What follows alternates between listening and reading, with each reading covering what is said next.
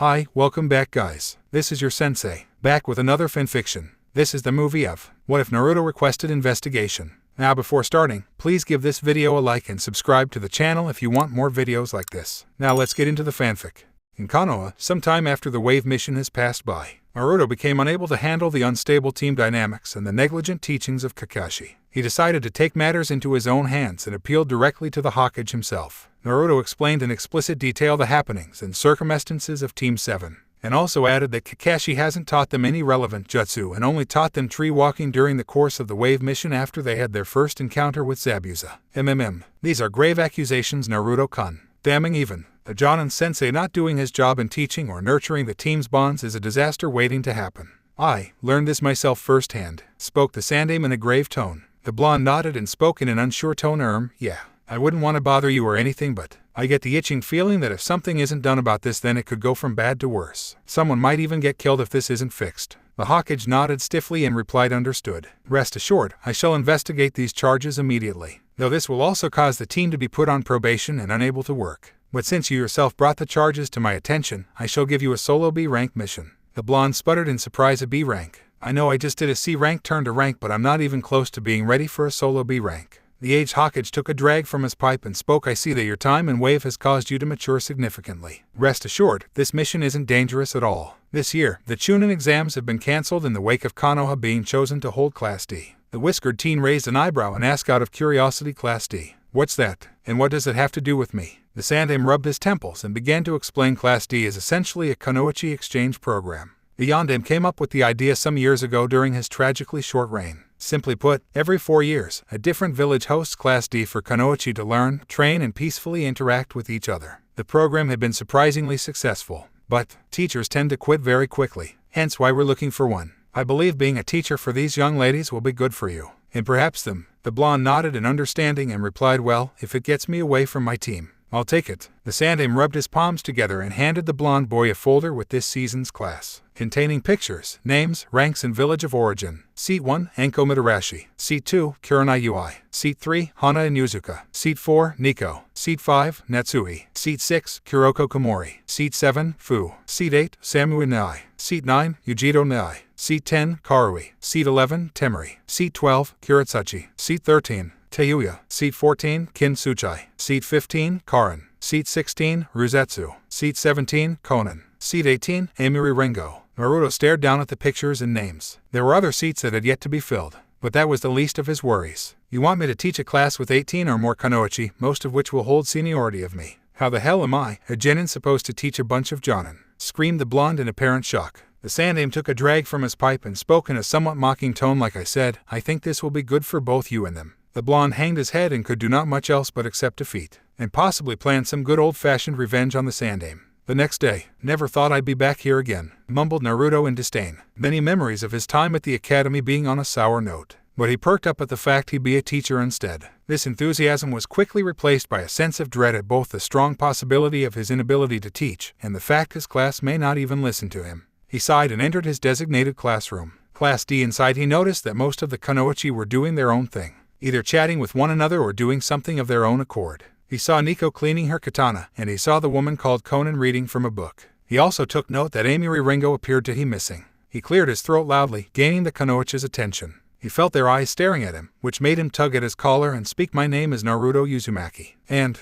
I will most likely be the worst teacher you'll ever have. This awkward introduction earned some chuckling, followed by full-blown laughter from some of the Kunoichi. H-A-H-A-H-A. Good one, Gaki, shouted Anko in approval while giving a thumbs up. Kurenai swatted the snake mistress with a rolled-up magazine and spoke. Anko-chan, you shouldn't call our new sensei Gaki. At this, Hana raised an eyebrow and asked, so, you're not bothered at all that a fresh genin is going to be our sensei for this season? The red-eyed woman coughed into her hand and replied, I admit that this is a tad absurd, but I don't think Hokage-sama would assign someone without some form of merit. Perhaps this is as much a test for us as it is for Naruto-san. They nodded at this, while in the background the Akatsuki member glanced at the blonde and thought Zetsu's information was correct about the Nibai and Anabi Jinchuriki being here, but the Kyuubi as well. This could be an excellent opportunity, though I must admit, this is the strangest mission I have ever done. The blonde looked over the class schedule he received. Surprisingly, and for some reason, it was largely civilian-oriented. Perhaps this was meant to prepare them for retirement. He hadn't heard of any ninjas successfully retiring, so this might serve a different function altogether. The first on his list was chemistry. Okay then, our first lesson shall be chemistry. I'll warn you right now, I know nothing about chemistry, so put on whatever protective gear you have and stand way back.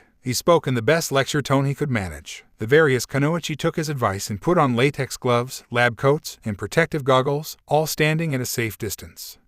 Is this okay?" asked an incredulous Temari. Next to her, the Iwa kunoichi shrugged and spoke. "Hell if I know. But let's give the kid a chance. He seems to be trying. Look, he's at least trying to use a book for reference instead of randomly dumping chemicals." The Suna kunoichi looked again and saw the whiskered teen mumbling to himself as he read out of a book. He took the designated chemicals, as per the instructions told, and carefully poured them to the exact amount. When he was finished, the concoction began bubbling. The kunoichi stood by, wondering what it was about to do then. A pathetic puff of smoke emerged from the mixture. The class stood in apparent silence. "It was underwhelming," spoke Ryuzetsu while coughing into her hand. This was immediately followed by the laughter of Teuya. She approached the concoction and shouted between laughing, "That's all. A single puff of smoke. Drying paint is more fun to watch than that sit you just made." Naruto scratched his head nervously and spoke to his class. "I don't get it. I followed the instructions exactly, and..." Out of nowhere a loud explosion took place, causing black smoke to fill the room and the windows to shatter. The kunoichi's ears rang from the explosion, all coughing from the smoke as it cleared out.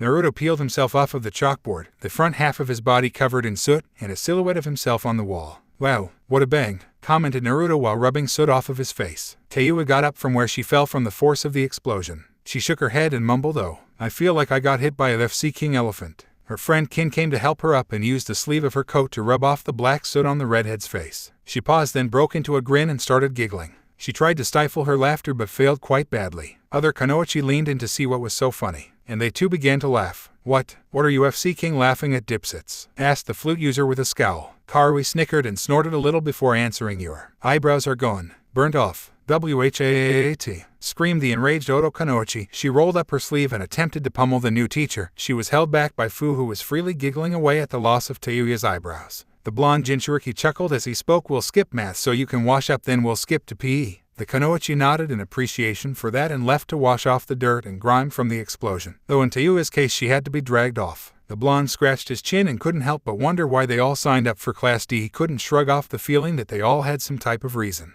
He shrugged and went to the men's washroom to wash the soot off and change into a crimson jumpsuit that PE teachers wore. When he exited outside, he gulped at the kunoichis, all wearing matching gym uniforms of white t-shirts and red shorts. Some of them also wore white and red striped sweatbands. He blushed at the sight of them stretching and could feel his blood flow to a certain place. "Hey Gaki-sensei, watching some hot ladies stretch. You the type that likes older women? I heard Natsui is AMILF," teased Anko while poking the blonde's whiskered cheek. A tick mark pulsed on his forehead and he immediately blew his whistle at the snake user. "ANKOMITARESHI, drop down and give me 50 push-ups." At the force of his authoritative voice, the kunoichi yelped, "Hi sensei," and dropped to the ground using her arms to push herself off the ground. The three kunoichi that knew Anko best all jaw dropped at the sight. "Did he just?" asked Nico, her mask now ajar. "Yes, he did," confirmed Kurenai as she rubbed her eyes, wondering if what she saw was for real. "The rest of you, start doing laps. Work them legs. I want movement," yelled Naruto as he blew his whistle again, prompting the kunoichi to start jogging.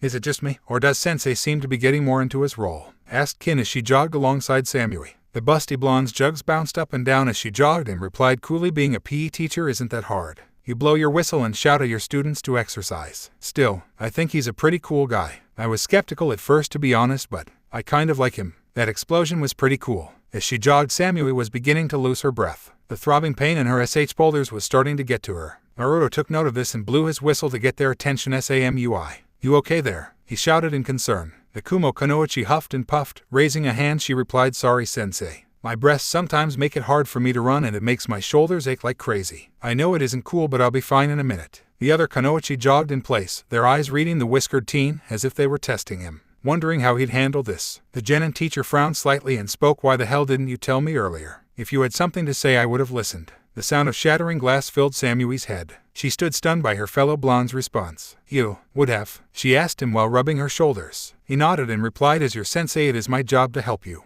But I can't do that if you don't talk to me. If you have some kind of problem, then I'll do my best to help. If you told me that long periods of running was an issue, I'd have made you do something else." She gave a small smile and bowed to him. "I apologize for not telling you. It wasn't cool. I'll be sure to talk to you if I have a problem." She spoke, her tone carrying growing respect for the new teacher. He smiled and nodded, replying, "I'd appreciate that." Anyway, take 5 then hit the weights. Think you can do that? She gave him a nod and sat on a bench to drink a bit of water and rest her aching shoulders. The rest of you, get moving. Hey NKO, I see you. You can't stop midway. He shouted in his teacher voice. They all yelled in affirmative and began jogging once again. After several more exercises, Naruto allowed them to cool off in the swimming pool. They all changed into matching one-piece bathing suits the academy provided while Naruto wore a pair of swim trunks. He sat in the lifeguard seat and observed the ladies swimming about, sitting on the sides of the pool, and even soaking in some sun on the various chairs. Hiroko stood by, giggling perversely at all the women in bathing suits. Naruto took notice of this and asked her, "Hey, what are you staring at them for? You a lesbian?"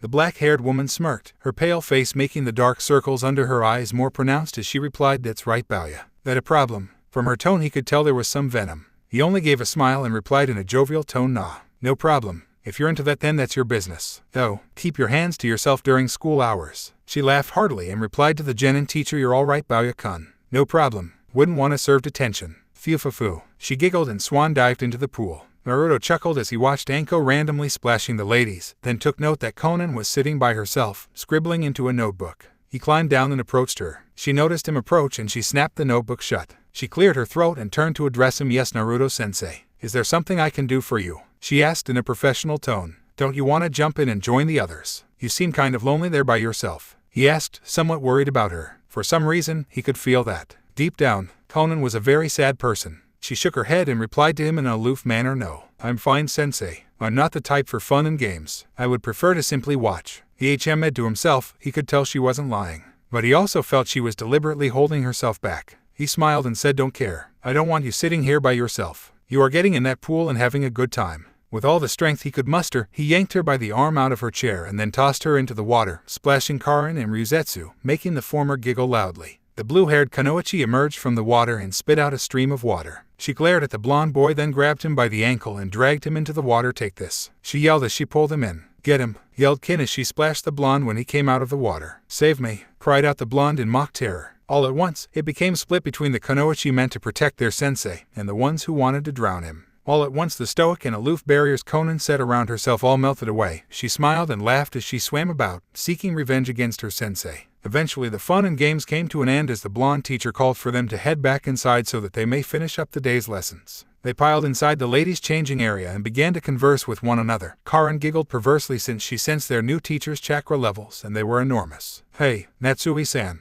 what did you think of sensei?" asked the spectacled girl. The purple-haired Kunoichi adjusted her headband and replied, "At first I thought this was some kind of joke, but then I saw how hard he was trying. He's even tried to make sure we enjoy ourselves. I kind of like him. He's also kind of cute." "I know, right? Those whiskers remind me of a puppy," yelled Hana in amusement. Hiranai smirked and spoke while slipping on her dress. "Indeed. I think this will be amusing to say the least." In the back of the changing room the three Kumo Kunoichi were whispering to each other. "Is sure Yujito-san?" asked Karui with a raised eyebrow. The feline blonde nodded her head in response. "So it's true. He is indeed a Jinchuriki. This changes things," spoke Samui while biting her lip. Yujito cried anime tears and spoke as though she took a bite of a bitter and unripe apple. "I know. But, can we hold off? He's just a kid. Maybe we could convince him to join us." The busty blonde rubbed her chin and replied that would solve a lot of problems in the long run. "Okay then, it is cool. We'll do this the slow and patient way." On the other side of the changing room Kuretsuchi frowned as she thought, "I know that kid looks familiar. He looks just like the yondaime. But, he never married. An illegitimate child. I can't be sure. I don't want to tell Gigi anything without proof. Besides, Naruto-san seems like a nice kid. I should look into this more carefully." Finally, Kin and Tayui were whispering amongst themselves. "Still no sign of that Uchiha boy?" asked Kin as she attached the ribbon to her hair. The redhead was busy drawing on eyebrows as she replied, "FCK no. I don't know why that bastard Kibuto thought it would be a good idea for us to be part of this class. We can only look for this Sasuke brat during our off hours. And we gotta take these city classes." The black-haired Kunoichi giggled and replied, "You're only upset because your eyebrows got singed off. I like it here and it's only the first day." The redhead's only response is to flip her partner the bird. Outside, Naruto knocked on the door and announced class is in 5. "If you aren't in your seats by then I'm taking points off your test scores." At this the Kunoichis all exclaimed in unison, "Hi sensei." The whiskered teen shook his head. This was actually going to be an enjoyable job for him. He noticed that if he gave some respect, then he'd get some back. It felt good to be treated with respect as a person and a teacher. Later that day, "That shall be all for today, ladies. Turn in your calligraphy on my desk. Tomorrow we shall start the day with home ec, so bring your aprons," the blonde announced, making his students sh put "Hi sensei." One by one they turned in their work. Naruto noticed that the calm and stoic ones like Samui, Konan, and so forth had elegant and graceful calligraphy. But Anko, Tayuya, and the like were much rougher. He smiled as he began grading their work, but then noticed that Konan stayed behind. Something I can help you with, Konan-sen? She shook her head and replied, no, sensei. I just wanted to thank you for what you did for me at the pool. It was fun. I haven't had so much fun since I was a child. The whiskered teen waved her off and replied to her, think nothing of it. And since you were a child, what were you doing all that time? Busy with your career as a kunoichi. I bet she flinched as though she had been stabbed through the chest, her stoic facade cracking as she spoke hesitantly. I don't want to talk about it. Please excuse me. With it she bowed and nearly bounded out the door in a hurry. Was it something I said? Naruto asked himself worriedly, hoping he hadn't said something to upset her. Meanwhile, "Dwhat?" screamed Iruka Yumino at the top of his lungs. The Sandame's ears rang from the usage of the Chunan's big head jutsu. The aged Hokage coughed slightly, replying in a professional manner, you heard me right. I assigned Naruto-kun as Class D sensei. Nico-san shall soon report on his performance. The scarred Chunin crossed his arms and spoke, starting an investigation into Kakashi's lax training. I can understand. If word reaches Konoha's clients about untrained genin, it could call into question our credibility for mission success. But I don't understand why you thought it would be a good idea to place Naruto in such a position. He doesn't know the first thing about responsibility or teaching. The aged Hokage clasped his hands behind his back as he stood up and replied dismissively, perhaps because he hasn't yet been given a fair chance. I think this would be good for his growth as both a shinobi and, perhaps more importantly, as a person. Iruka was about to protest further, but one Nico appeared in a swirl of leaves. Nico reporting, Hokage-sama. She spoke in a professional manner. The Hokage nodded to her and asked for her report. She nodded and began to speak. When Naruto-san first arrived, he seemed nervous and unsure of himself, perhaps intimidated by the number of higher-ranked kunoichi and his own inexperience. When he first began with chemistry, he consulted a book for instructions before proceeding.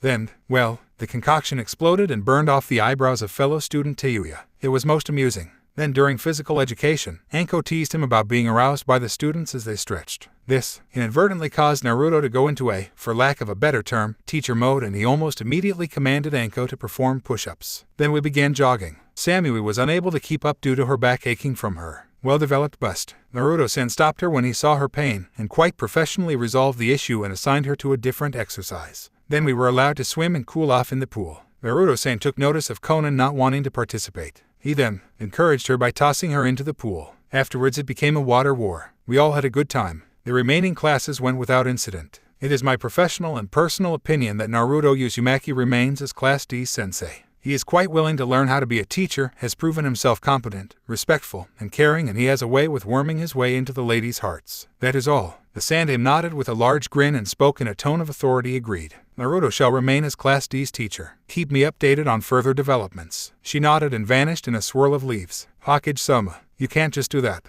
A genin teaching a class with numerous jonin. That is both bizarre and highly inappropriate. The aged Hokage once again waved the Chunin off and spoke while taking a drag from his pipe. Iruka, I think you might be pleasantly surprised by what the younger generation can teach us. Sometimes we learn things from them we ourselves never bothered to learn, or just never noticed. Iruka huffed angrily and stormed out of the classroom. One way or another, he was going to fix this. It was early in the morning as Naruto yawned, still somewhat drowsy from sleep. He was approaching the academy where he now teaches his class. This was only his second day, but he felt much more confident about his skills in teaching. The ladies seemed to take to him almost immediately. As he walked through the halls, he heard a faint coughing sound. He looked and saw a person carrying twin blades, and it appeared she had a Kiri headband. He recognized her as Amiri Ringo. Excuse me, are you looking for Class D? The swordswoman perked up and looked in the blonde's direction. Her eyes narrowed dangerously until she spoke with a smirk. So you're the sensei I heard about? Yeah, that's me. Sorry I didn't attend yesterday. Had to fill my prescription. She coughed several times, then popped open a bottle of pills and swallowed one down. She coughed again, then continued, don't worry. I'm not contagious. Figured I'd join this class and take it easy for a while. Chasing down missing ninjas makes me feel like razor blades are scrapping at my lungs. He nodded in understanding and spoke, I understand.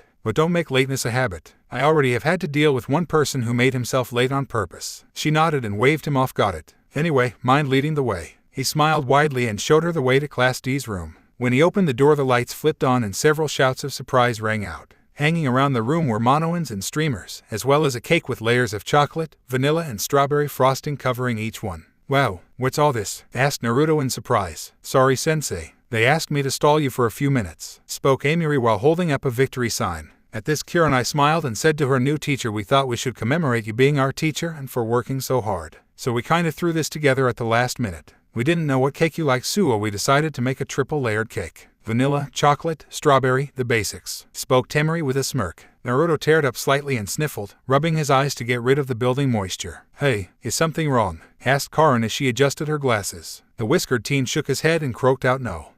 It's just, no one's ever done something so nice for me. At this a collective awe filled the room. He's sensitive, whispered Kuretsuchi with a hand over her mouth. At this point, Samui walked up to her fellow blonde and patted him on his head. She pulled him in for a hug which resulted in his head being in the valley of her breasts. They're there, she whispered softly to him. That kid doesn't know how good he has it, mumbled Hana while sweat dropping. Kurenai nodded and spoke indeed. I can't even begin to count the number of men who would want to be in that position. Naruto broke the embrace, then smirked and spoke. You aren't doing this to get out of class today, are you? At the joke, his class burst out laughing and replied in unison, no sensei. They all laughed heartily and began to separate the layers of cake and cut them up to be served. They each took a slice of cake and took their seats. Naruto coughed into his hand and spoke to them. Thanks very much, ladies. Today, we shall begin coming up with ideas for clubs. Due to the limited number of members, there will be about 3 to 4 clubs open. So submit your ideas, please. Later in the week we shall have a vote for a class president. Kuroko, would you please pass out the math worksheets? A lesbian Kunoichi tilted her head to an odd angle and saluted him.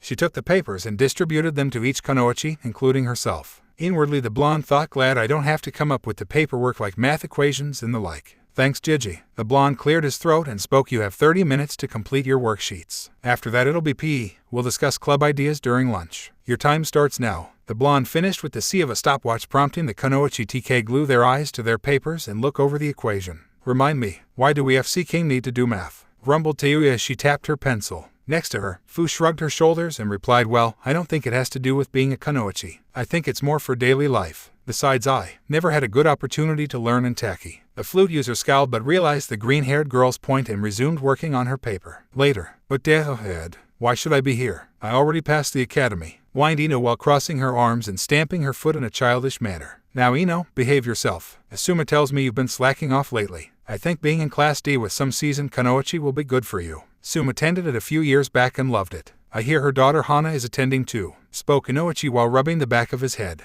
On the other side of the street he noticed his fellow clan head, Hayashi, and his daughter Hinata were approaching the academy gates. Yo, Hayashi, exclaimed the blonde clan head with a smile, waving at the Hyugas. The stoic clan head turned to face the Yamanakas and bowed slightly, then spoke in a courteous manner. Greetings, Inoichi-san. You must be here for the same reason as we are. I too am submitting my daughter to Class D. Her sensei Kurenai is attending and recommended that Hinata join as well. The clan head was about to reply but was cut off by a loud booming voice that could only belong to one person. Good afternoon, Hiashi-sama and Inoichi-sama. Are you having a youthful day? The clan heads slumped their shoulders and spoke in a deadpan manner. Hello, Gai-san. The Taijutsu expert flashed a grin which sparkled a bit, then he spoke. I see you two are here about Class D. My youthful student Tenten almost begged me to let her join. Standing next to him was Tenten. She appeared to almost be bouncing up and down in excitement. Yeah.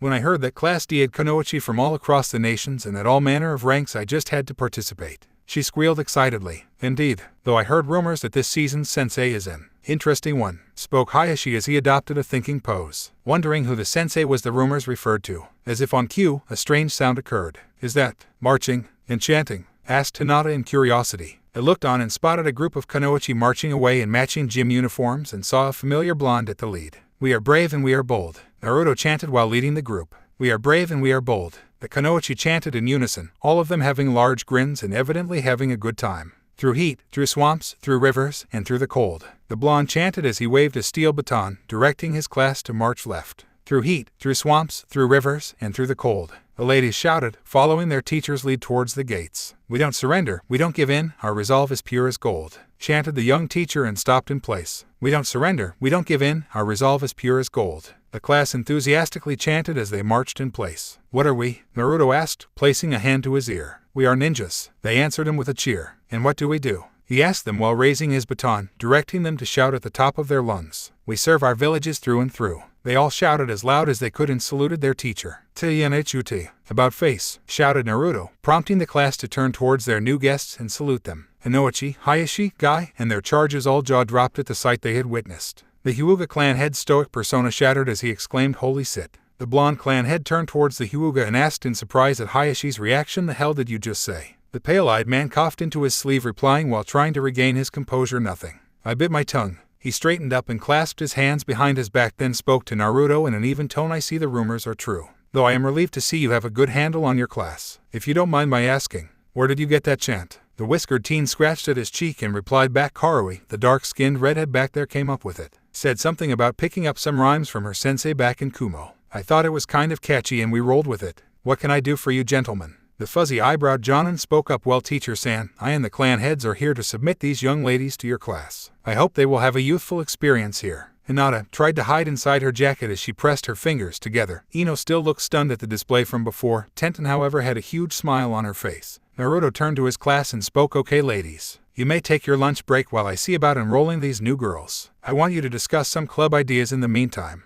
The ladies all saluted and shouted hi sensei before dashing off to get their bentos. The kunoichi gathered their lunches together and sat around in the shade, all discussing various ideas on what clubs they may want. I think a kendo club would be cool, spoke Samui as she chewed on some rice. The other students all voiced their agreement. Amiri approved greatly, even offering to be an instructor for the club. What about arts and stuff? We could include painting, music, and stuff like that, spoke Hana, since she was always curious about painting. That's not a bad idea. I am quite good with origami, spoke Konan as she folded a piece of paper into a dragon that would flap its wings whenever she tugged on the tail. The others gathered around her and called out things like "That's so cool," or "I could never do that." The amber-eyed woman blushed slightly at the positive praise. Teiua didn't want to be left out, so she pulled out her flute and began playing. The others heard the music and felt quite relaxed by it. When the redhead stopped, they resumed discussing other ideas. What about a chakra research club? Asked Karin while adjusting her glasses.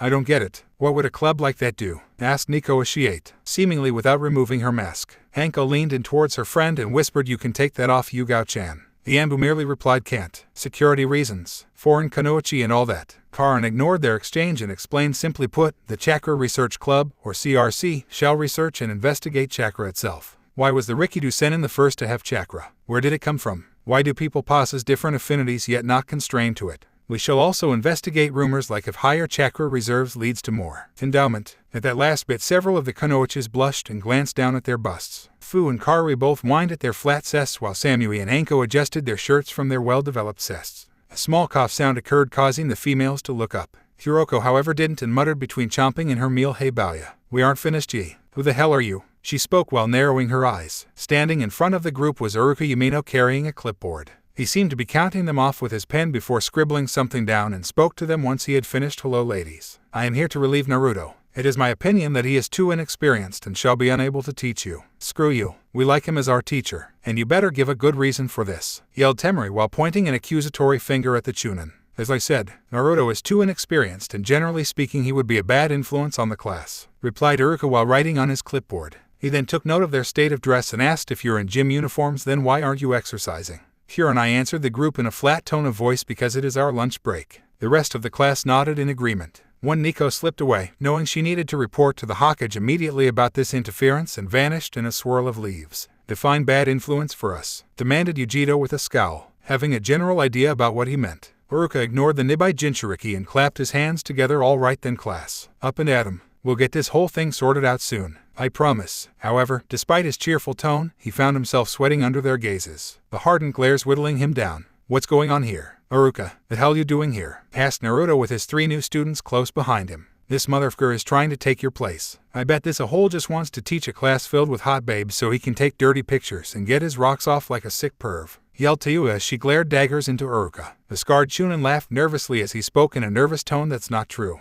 You have no evidence of that. That's a baseless accusation." The kunoichi all got up and surrounded him, their eyes intense with feminine fury. "We don't want you as our teacher, nor do we want any teacher except Naruto-sensei," spoke Hana, baring her teeth like an angry dog about to pounce. From behind, Uruka was shoved to the ground by Ryuzetsu. "We should punish him, right?" spoke Amiri with a sadistic grin. "Yeah, what do you think, sensei? How about we lynch this perv?" asked Anko, brandishing a rope, the noose dangling near Uruka's head. "I owe him for peeping on me when I had a bath," she continued, and snapped the rope in her hands to further her point. "How about we castrate him? He shouldn't be allowed to spread those worthless genes of his," spoke Kuroko as she pulled a knife from between her bubs and ate along the blade with her unusually long tongue. Ino, Hinata, and Tenten huddled together and thought collectively, "Those girls don't look happy." Naruto, however, raised his hands up and spoke in a teacher tone. "Now ladies, we aren't lynching or castrating him, even though he might deserve it. We are not savages, though. PE isn't yet finished, and I was looking to find a sparring partner for you during some self-defense classes." They all glanced at each other in confusion.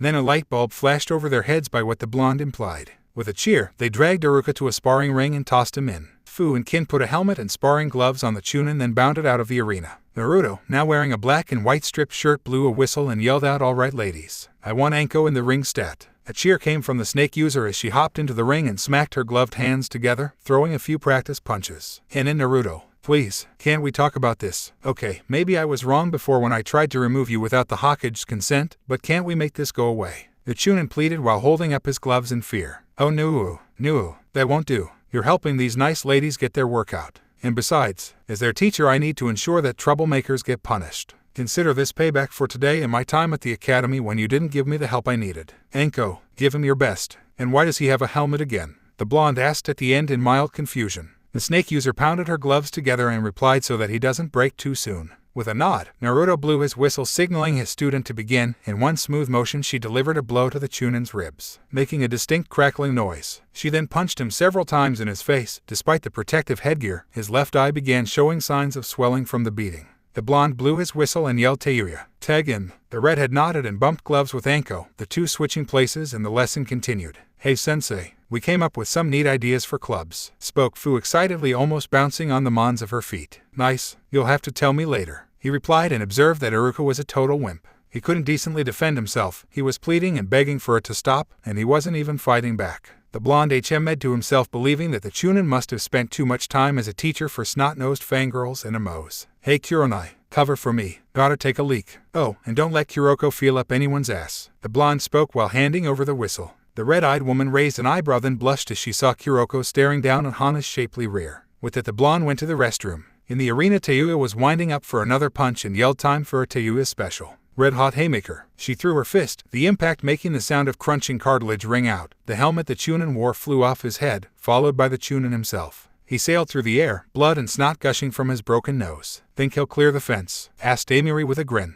Then, Iruka's pants snagged onto a flagpole and were torn off, along with his underwear. A shout of Kaya filled the area as they saw the Chunin's unmanly underwear flying from the flagpole. When he landed on the ground, he was sprawled out, exposing what was between his legs. "Holy shit, it's AFC King Thimble," shouted Karin while adjusting her glasses. Dead silence filled the area. No one knew how to properly react, until at last they broke down laughing at the underdeveloped manhood. Hinata, Tenten, and Ino all thought weirdest class ever. Eventually they too began giggling along with the others. "Say, where's Nico? I haven't seen her since the 1-inch wonder showed up," asked Hana while scratching her cheek. Meanwhile, Nico was trying to revive an unconscious Hokage, whom fainted from seeing the Anbu in her Sessi gym uniform. With Naruto exited the restroom, rubbing his hands with a paper towel to dry them, then tossing it into the trash. He heard the sounds of female laughter and muttered to himself, "Guess something interesting happened." He chuckled and was about to walk off towards the academy training field, but a shout stopped him. "There you are." He froze up and slowly turned towards the direction of the shout. He gulped when he saw it was his team of all people.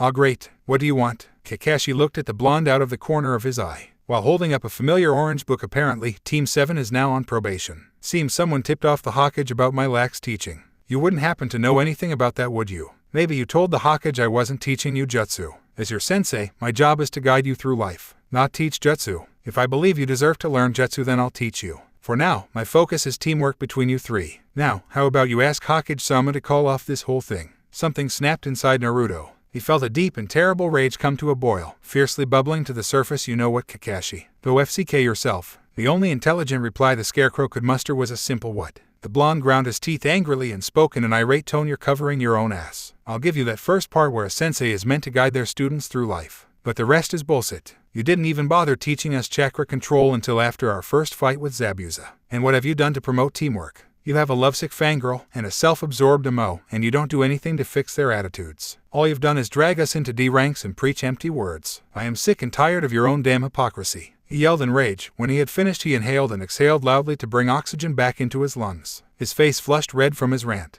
From behind him a small crowd of Kunoichi formed. Natsuhi approached first and knelt next to her sensei, putting a gentle hand on his shoulder. Being a mother, she could sense that the blonde was hurting. "Naruto-sensei, are you all right? We heard shouting and came to check on you. Are these people bothering you?" she asked him while hugging him close to her bosom. He nodded stiffly in her embrace and mumbled loud enough for his class to hear him yes. That was all the Kunoichi needed to know. "Wait, sensei, what's going on here? Why did you call the dobe sensei?" Sasuke spoke with a scowl. Konan stepped forward first, followed by the other Kunoichi, who formed a protective barrier around their teacher. The blue-haired woman frowned and spoke to the other members of Team 7. That isn't any of your business. I think you need to leave. Right, now. You heard her. Get lost, headache, Anko said with an audible hiss. What is the meaning of this? Yelled Hiruzen from the gates, Nico accompanying him. Despite the blood-stained tissues in his nose, the grimace on the Sandame's face made up for it. Nico here told me that Uruka attempted to remove Naruto-kun from his position without my permission. Now I find you here, Kakashi. You and your team. Is there something you wish to tell me? The masked Jonin was about to speak, but Naruto cut him off and explained, Kakashi came here to try and pressure me into convincing you to stop the investigation of Team 7.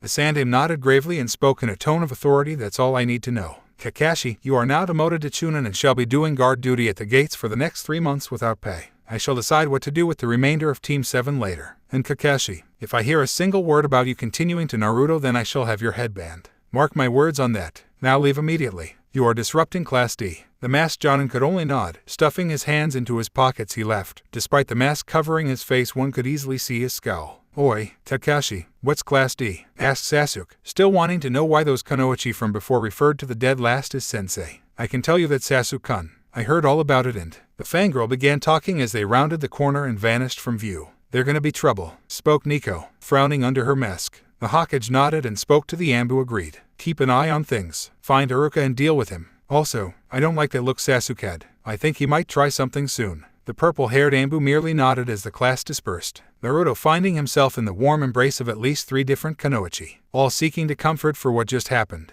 Inside Naruto's mindscape, tick-tock, tick-tock, tick-tock, round the clock, tick-tock, tick-tock. 3 days, says the clock, spoke a voice deep in the darkness, crimson eyes glowing behind the cage, continuing to murmur tick-tock. The Kyuubi chortled deeply and muttered with bated breath, as though the beast were excited about something. Tick-tock, says the clock. 3 days more, says the clock. Things are looking up now, says the clock. The Bauya is in for a wild ride, says I. Tick-tock. In the real world, the class was now reassembled along with their new members. They submitted their club ideas, to which Naruto, now in a better mood, exclaimed, I'm liking these club ideas. The Kendo, Arts, and Chakra research clubs are now official. Tomorrow we shall have a night class in the Uchiha district. Hinata raised up her hand nervously, causing the whiskered teen to acknowledge her. She nodded and asked, why the Uchiha district, Naruto-ku? I mean, Naruto-sensei. The blonde Jinchuriki grinned and answered, simply put, the Uchiha district is now a site of historical significance of our village. Our foreign exchange students are largely unaware of the finer details of the mass. I hope that a trip shall enlighten them. Additionally, there have been rumors of hauntings in the Uchiha compound. Some say a ghostly figure roams the halls at night, crying for her lost child. Scary, yelled Ino while hiding her face behind a book. I'm not scared of any ghosts, though I'd like to see one, yelled Fu while pumping her fist. I agree, it would be most interesting. Ryuzetsu also agreed. Then let's make it more interesting. How about a challenge? We do a contest of bravery. Naruto-sensei goes in alone to seek out the ghost. Then we break off into teams to find and kiss him. Winner gets to spend the rest of the night with sensei, asked Danko while flashing a smirk. HHH, squealed the class in shock. What? Don't I get a say in this? Yelled Naruto in surprise. Sure, he found his students attractive and everything, but he had only known most of them for only a short time. What? We don't even know him like that yet. He is too young, yelled Natsuhi in protest. I don't see the problem. It sounds cool. Besides, it is only a kiss, right? We don't have to do anything inappropriate. Unless that was what you were implying, Natsuhi-san, asked Samui with a stoic expression. The star Kunoichi blushed and wildly denied it, claiming she was a mother and wasn't looking for another man. I second Samui-san's statement. If Naruto-sensei is old enough to be a shinobi, then he is old enough for intimacy. That is, if he consents, spoke Nico while adjusting her mask. Wait, you mean if he wants to FCK we can? Asked Tayuya with a chuckle, wondering what the blonde boy was packing. Yujita was blushing hard as the Nibai was hounding her with numerous inappropriate images of her and her teacher in relations, one of which involved a cheerleader outfit and her asking him for on a failed test. Haran giggled perversely, already imagining how big he might be due to his excessive amounts of chakra. Naruto was crying anime tears as the class kept making intimate and sexual implications that he is now powerless to stop. Kami, help me, my class has gone insane, the blonde thought in dismay. Though admittedly, being in charge of a class of hot babes was a dream come true. Elsewhere, the sun was beginning to set on Konoha, darkness descending on the village, starting with the now empty Uchiha compound. The streetlights blinking to life to light the empty streets. Inside the compound, bluish-green flames lit the halls. The sounds of crying filled the halls, the sounds of bare feet slapping against the floor, metal chains rattling and dragging across the floor. A woman with white hair, wearing a ragged gray kimono, wandered aimlessly, chains bound around her wrists and ankles making clinking noises. Naruto-kun, where are you, Naruto-kun? Where is my Naruto-kun? I want him back. I want to say sorry. Naruto-kun. Please come back to me. I am so sorry for leaving you alone. N-I-R-U-T-L-K-U-U-U-U-U-U-U-N, wailed the entity as it phased through the walls, her cries echoing throughout the district. It was late at night in Konoha. Most people had already gone home for the night. But tonight was a late night for Class D. Standing outside of the Uchiha compound, Class D eagerly awaits the start of their Kiss Sensei challenge. Naruto himself stood nervously in front of the entrance and asked, I don't suppose we could do this during the day. I wouldn't mind being kissed by one of you ladies. But he fell silent at the end, swallowing hard since he was afraid of ghosts. Don't be like that, Sensei. It wouldn't be as much fun if we were to do it in the day, spoke Kuretsuchi as she slapped the blonde's back. He grunted in slight pain from the impact and grumbled about crazy thrill-seeking Kunoichi. Kurenai walked up holding a glass bowl and spoke out, okay everyone, we shall give Sensei a 10-minute head start. During this time we shall randomly select 3 teams with 2 members each. Are we agreed? In response the class nodded, with Kuroko ushering the blonde inside. She hid his face with her long tongue and whispered to him, good luck big boy. He blushed at the feeling of her tongue sliding across his face, blood rushing down below his belt, and quickly entered inside, the door slamming shut behind him. Maybe I should have cancelled, he asked himself as he nervously walked down the hallways. He set on a flashlight that was provided to him and the class and scanned the halls with the light. Old bloodstains were spattered across the walls and floor, forcing him to dry swallow and break into a cold sweat. His hands shook, but he didn't stop moving. He eventually made it out towards the courtyard. The grass was dry and brown, weeds littering it. The pond's now either dry or filled with muddy rainwater. He stepped on something and looked down, seeing a rusty shuriken, no doubt one of the weapons used to claim the lives of the Uchiha clan members. Hemming and thought he marched on, but then he heard a noise. He spun on his heel and shined the light on source of the sound. It was only an owl resting on the withering tree, its eyes glaring down at him as it hoots in annoyance at the light. He chuckles nervously and breathes a deep sigh of relief. Guess I'm worried about nothing. Ghosts aren't real, he spoke, trying to reassure himself. As he continued his walk deeper into the compound, he felt his hand grow cold, then numb. His hand felt so cold that it felt like pins and needles were stabbing at his hand. He yelped in pain, dropping the flashlight, and noted that it was covered in frost. He stuck his chilled hand under his arm to get it warm again. The bulb of the flashlight cracked from the building cold, causing bluish-green flames to light the empty lanterns throughout the halls. He yelped in surprise, but he overcame it quickly due to curiosity. He inspected the now lit lamps and felt the air around the strangely colored flames. The air didn't feel hot like it would with normal fire. This felt cold. He took a lamp so he could better see in the dark, but this time he felt a presence standing right behind him. A hand touched him on the shoulder. It felt somewhat cold and clammy. He assumed at first it was Amiri due to her sickness. Ringo-san, it hasn't yet been 10 minutes. His voice caught in his throat at the sight of a woman with white hair, her body holding a pale ethereal glow in the lantern light.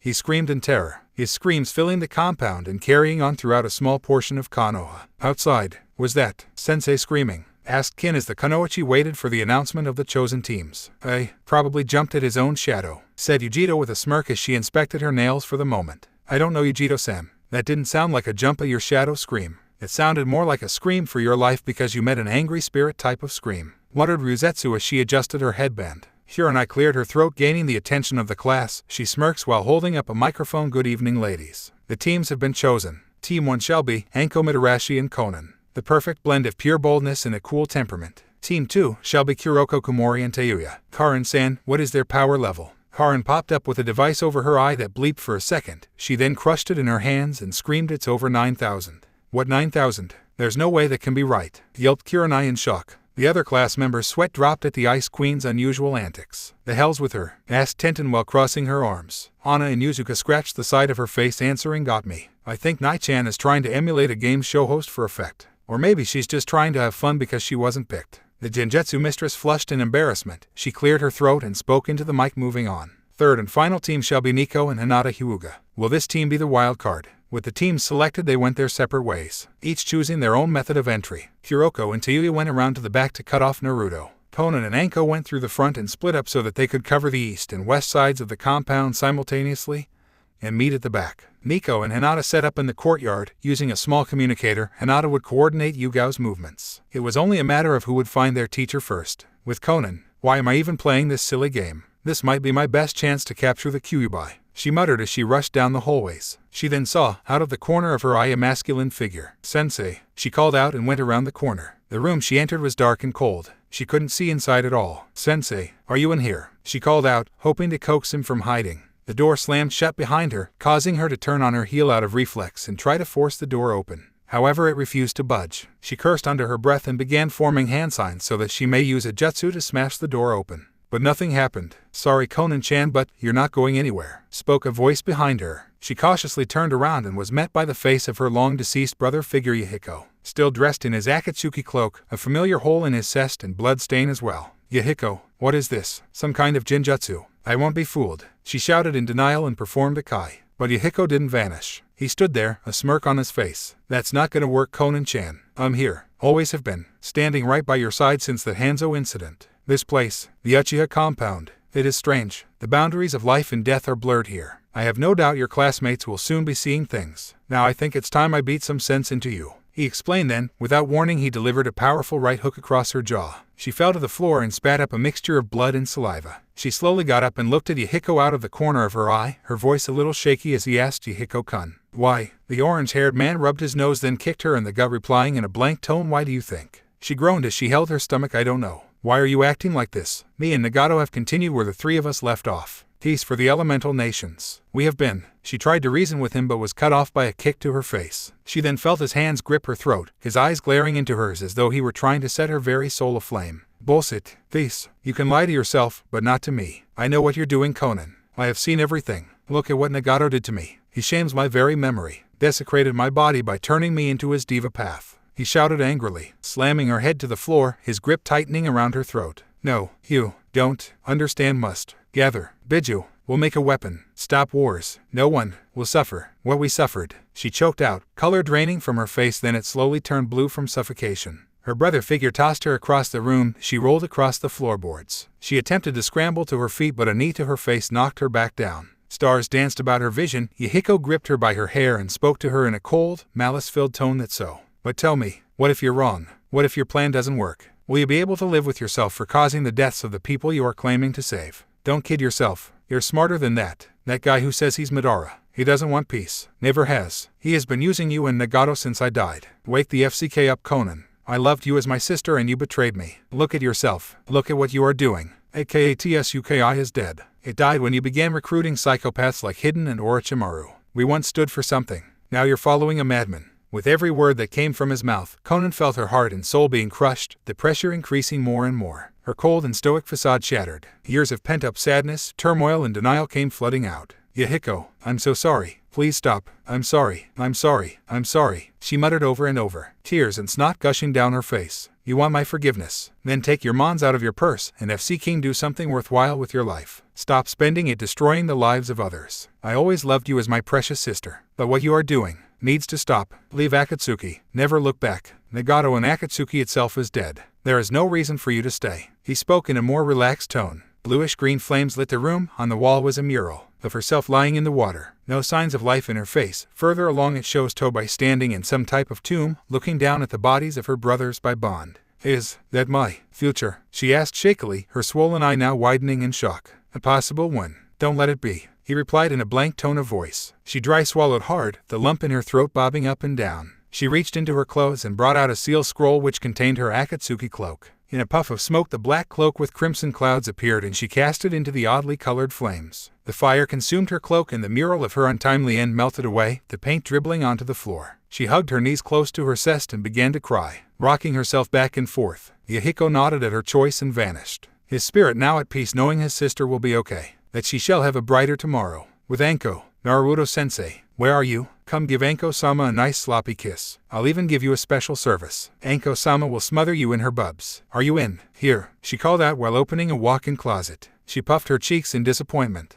Nope, not in here. Wonder where he went, she asked herself. All of a sudden she felt cold, and saw that her clothes had inexplicably been torn to shreds. Her kane clattered to the floor as her body went limp. She felt numb, unable to move or get up from the floor. Kyukuku, it seems you and I share similar tastes. Wonder what your peers would say if they found out you liked them young, spoke a familiar voice that made her skin crawl. Orochimaru, she screamed in rage, her face contorting with white-hot fury at her inability to move, much less hold a kunai. Correct, I am not here. This place is unusual to say the least. Though being able to see you face-to-face again is an unwelcome, Anko-chan. You have certainly grown over the years. The pale man spoke while hovering over her. He had her face with his tongue. Anko's face turned green in disgust. Oh, what's the matter? Still holding a grudge after all these years? And here I thought we were closer than most students and senseis. He spoke with a malicious grin. Don't FC King kid yourself. I never felt that way about you. You used me. You put this curse mark on me. I will not rest until I put you 6 feet under. She shouted angrily, her face flushed red from anger. Tisk tisk Anko-chan. That is no way to speak to me. Hukaku, you were a good student all things considered. Brash, but reliable. Too bad you didn't have a good bloodline. He spoke while crossing his arms. Always comes down to that, huh? You and your FC King obsession with bloodlines and immortality. Well, just you wait. I'll FC King kill you and feed your corpse to Manda myself, so help me Kami. She screamed, straining her body to the limit to move. Touchy. Still, why are you so loyal to Konoha? He asked her in a casual manner. What? Was the only intelligent response she could come up with. Kyukuku, still a foolish girl after all these years. What has Konoha ever truly done for you? The civilian council and elders refuse your promotion to full Jonin on grounds of you being a flight risk. Everyone excluding your friends call you names behind your back. Everyday men and sometimes women proposition you with money in exchange for sec, as though you're a cheap prostitute. In all these years you haven't truly gotten any stronger. And even Jiraiya attempted to coerce you into sec before he sealed off the curse mark. Why don't you just let go, submit to me and fade into oblivion? You will never feel pain or sorrow ever again. You have no real reason to live. He spoke to her. As he listed off her woes, her heart sank inside her chest. Tears streamed down her face as she felt, for the first time in a very long time in her life, the desire to cease existing.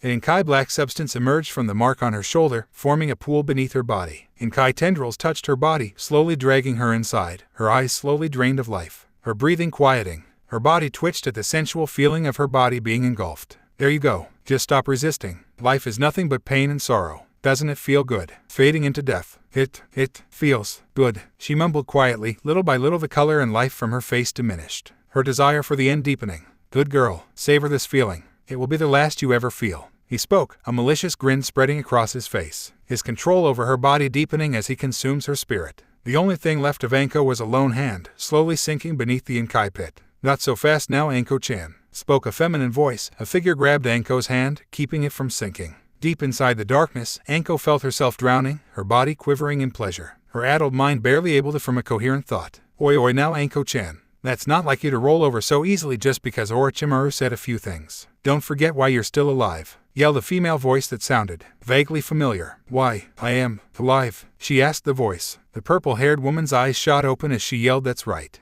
Some years ago, shortly after her curse mark branding, Anko went on a massive drinking binge. She was angry and bitter at her sensei for obvious reasons. Her spirit was completely demoralized. To top it off, she was constantly sequely at an insult for her being Orochimaru's student. Maybe it would be better if she disappeared. She went to a fairly infamous suicide spot hidden behind the Hokage monument. A deep ravine that went deep down. Those who jump down are never seen again. Not even their bodies are found. She took a swig of her remaining sake and smashed her bottle to the ground. Her face was flushed from the influence of the alcohol. Removing her sandals, she was prepared to jump and end her miserable existence. But then she heard the sounds of crying. Off to the side she saw a familiar blonde boy, staring down into the ravine. Tears streamed down his face. Hey kid, what are you doing here? She asked him, wondering why a child would want to commit suicide. Why should you or anyone even care? I have no friends or family. No kids want to play with me. People whisper things behind my back. No one has ever adopted me. No one even knows I exist. Do you know how it feels to be alone, yet still surrounded by people? If I do, maybe it would be better if I disappear, he told her, his voice carrying a deep, unknowable level of despair. The snake user felt a chill down her spine. That was the exact same thing she told herself, to convince herself that she wanted to die. Oh, oi now kid, don't be stupid. I care, she spoke, not wanting him to throw his life away. No you don't, he mumbled angrily, his blue eyes giving her a sharp glare. I do, really. I kinda know how you feel. People insult me all the time. And I feel cut off from people now. I feel alone too. So I wanted to jump to my death. She tried to explain herself, though she was fumbling. In panic since she didn't know how to sincerely convince him to stop. The blonde scoffed at her and was about to jump. Out of options, Anko randomly yelled, will you go out with me? The whiskered boy face planted and could only ask what. She nodded and spoke to him. Why, yeah. Will you go out with me? Have dinner, you and me. I'll buy. Please, save my life. She almost pleaded at the end. If this boy took his own life, then she would truly lose hope for the world. He sniffled and bit his lip, nodding stiffly. She smiled and took his hand in hers. Good. My name is Anko Mitarashi. I hope we can be good friends. In flashback, that was the defining moment of her life. The point in time she was at her lowest, and Naruto without intent saved her from herself. No, I'm not FC King dying like this. I am not going to die and let Naruto lose. A friend.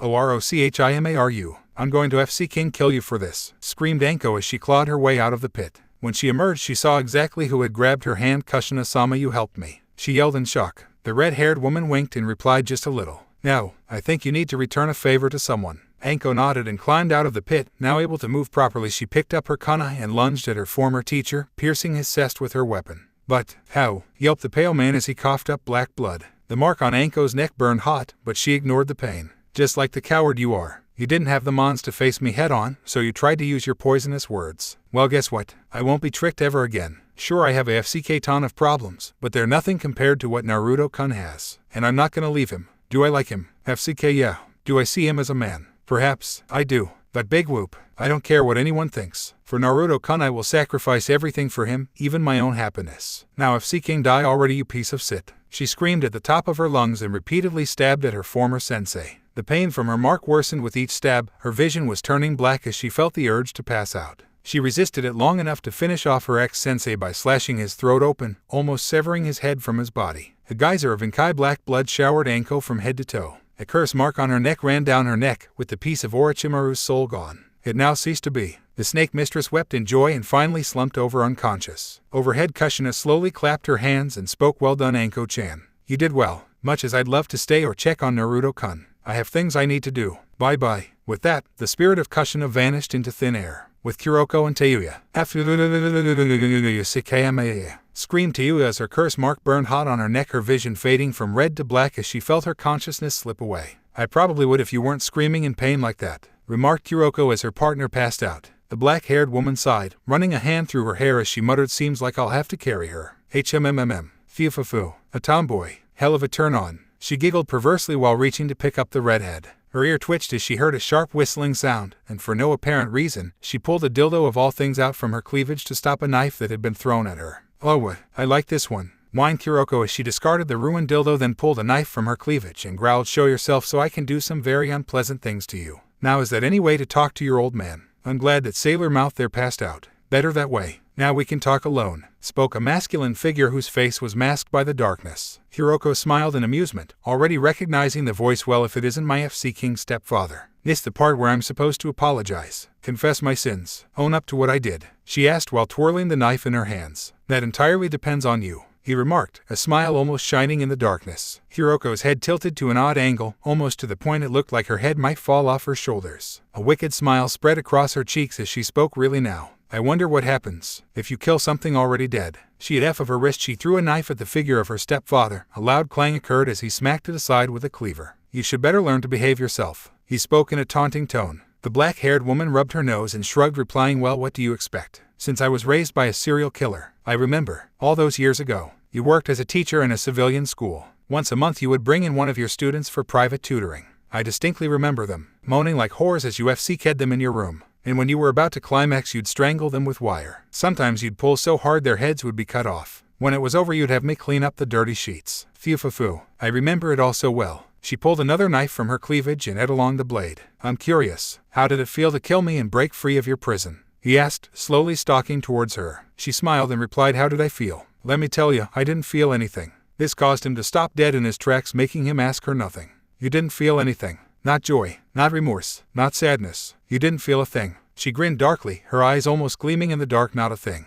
I killed you just because I wanted to. That's it." His grip tightened around his cleaver. A look of disappointment and anger. "Seems I didn't make a monster. You were already born one," he remarked, then tried to slash at Kuroko. In one smooth motion she grabbed him by the wrist and snapped it, a loud crunching noise sounding out, followed by the spray of blood when she stabbed him through the temple. Her tongue ate up some of the blood, staining her face as she thought back a little bit. Flashback. Kuroko Komori, sentenced to death for the murder of approximately 715 known victims, spoke one hour as he read off a clipboard. Kuroko sat completely strapped down into a chair, her execution not far off. Standing in front of her is an alluring and gorgeous woman whom she'd love to bang before she got sent to the executioner's block. "Do you deny these charges?" asked the woman called Mai Terumi. "Why should I? I killed a lot of people. Didn't keep a scorecard." Kuroko answered honestly, her head tilting to an odd angle. "I see. Was there a particular reason or purpose for their deaths?" they asked while pacing in front of the killer. "No specific reason, I guess. Sometimes I was bored. Sometimes I felt like it. Sometimes it was to keep my skills sharp. Sometimes they irritated me. Otherwise, no real reason. I killed because I could," she answered with a blank and unreadable expression on her face. "Interesting,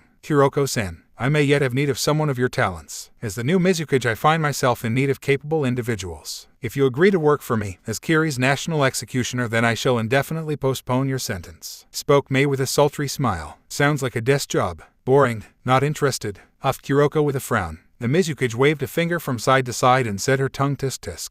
"You misunderstood me. Simply put, your job shall be to handle assignments and suicide missions that no one else can. You fail, your sentence shall undoubtedly be served. Succeed and you'll prove your usefulness." Kuroko grinned widely and spoke with a certain hunger in her voice. Sign me up. In flashback, Kuroko sighed in a bored manner, tossing her deceased father to the side, causing him to vanish in a cloud of ash. She grumbled a bit and tried to open the door, but found it wouldn't budge. She sighed in annoyance and tried to kick the door open. Despite how brittle it appeared, it didn't even crack under her heel. "Damn, seems like we're gonna be stuck here for a bit." She sat down and turned her attention to the unconscious Tayuya and muttered to herself, "HMMMMMM. It isn't much fun to do it while they're unconscious, but it wouldn't hurt to see the goods." She giggled perversely and slowly pulled up the redhead's shirt. "Hey, nympho-lesbian. You have 5 seconds to let go before I smother you with those tits of yours," spoke the redhead angrily as she came to. Kuroko laughed nervously and answered her classmate while letting go Jews checking for injuries. "You took a nasty spill. By the way, what happened to you?" Tayuya scoffed and shoved Kuroko to one side. She then slumped against the wall and hugged her knees to her chest. "None of your FC King business," she spoke angrily. The black-haired woman nodded as they sat silently together. With Hinata,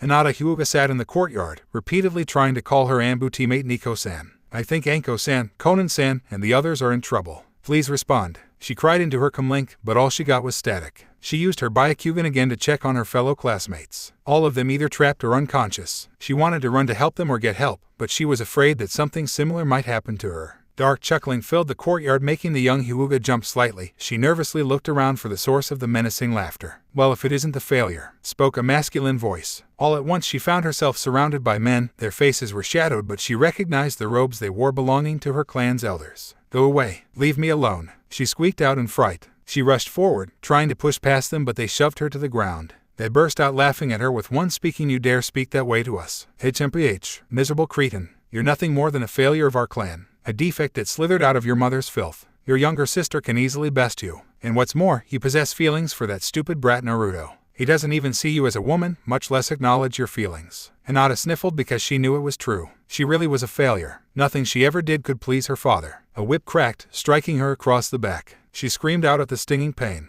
One by one the elders cracked their whips at her, mercilessly beating her. She curled into a mon, waiting for her torment to end. "Hinata, don't be scared anymore. Be brave," whispered a small voice into her ear. Hinata sniffled and whispered back, "I don't know if I can." The voice giggled softly and answered her, "Hinata-chan, you can do it. Be the Kunoichi you were born to be. Even if you don't want to harm others. Protect yourself, your friends, and your pride. Let that be your ninja way. Your nindo." The heiress nodded and then crossed her fingers together. Barrier. A bubble formed around her, stopping the cracking whips. She slowly got up, wounds on her back bleeding profusely. "I know that voice. Those words. They can only belong to mother. I am not scared anymore. My mother entrusted me with our clan's future. I may not be a strong Kunoichi, and I don't care how Naruto-kun sees me. As a friend, a sister, or lover. I want to be the kind of Kunoichi that can help him," she shouted, her resolve now solidified. What kind of jutsu is that?" yelled the elders in unison. "The ancient secrets of our gentle fist. Mother entrusted me with these unorthodox techniques, and I intend to use them. I won't be afraid anymore," she yelled and charged at the nearest elder. Crossing her fingers, she formed a barrier around her clenched fist and stuck the elder in the stomach. And they all exploded into confetti simultaneously. "What the?" she muttered in surprise at how easily they were beaten. She fell to the ground, her vision blurry from the loss of blood on her back. I need to get help," she muttered and limped off towards the exit. Meanwhile, "Hey!"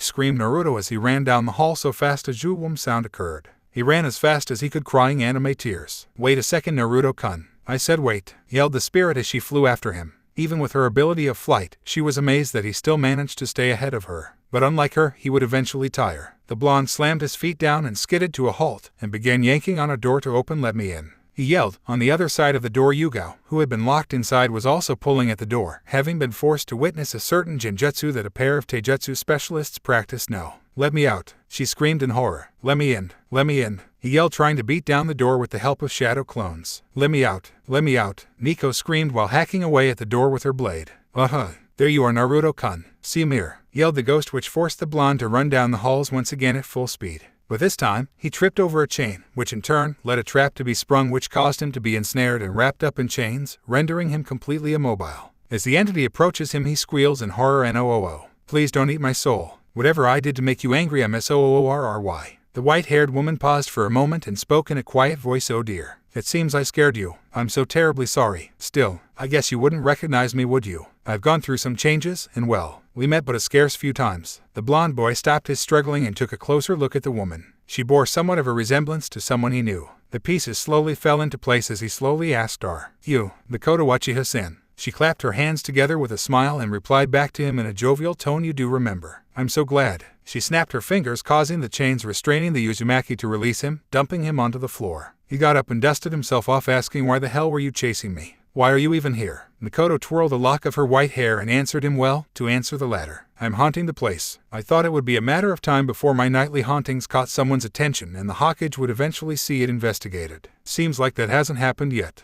Oh well, you're here now. You were haunting this place to talk to me. Why me? Why not Sasuke?" he asked in confusion. She sighed and floated in the air, the chains tied to her limbs creaking in the air. "Well, to answer you, allow me to start from the beginning. It all started something like this." Flashback, days after the Uchiha massacre. Makoto's eyes snapped open. She looked about frantically. She couldn't see because of the darkness. "Hey up," she cried out in a hoarse voice. Scrambling about in the cramped space, she leaned upward and found daylight beaming down on her. The sudden change of light blinding her. She climbed out and stumbled onto the ground. In front of her she saw the silhouette of somebody. The ringing in her ears prevented her from hearing the words he was speaking, but she recognized the voice anyway. "Hokage-sama, hey help me." She tried to call for help, but from what she could tell, he looked like he hadn't heard her. Her vision and hearing returned to normal. She saw a large crowd of people gathered about in a cemetery. "We are gathered here today to honor and respect the memories of our fallen comrades and neighbors, the members of the Uchiha clan whom." Hers and spoke towards the crowd. All at once memories of that night flooded her mind. She slowly looked back and saw the grave that was marked with a headstone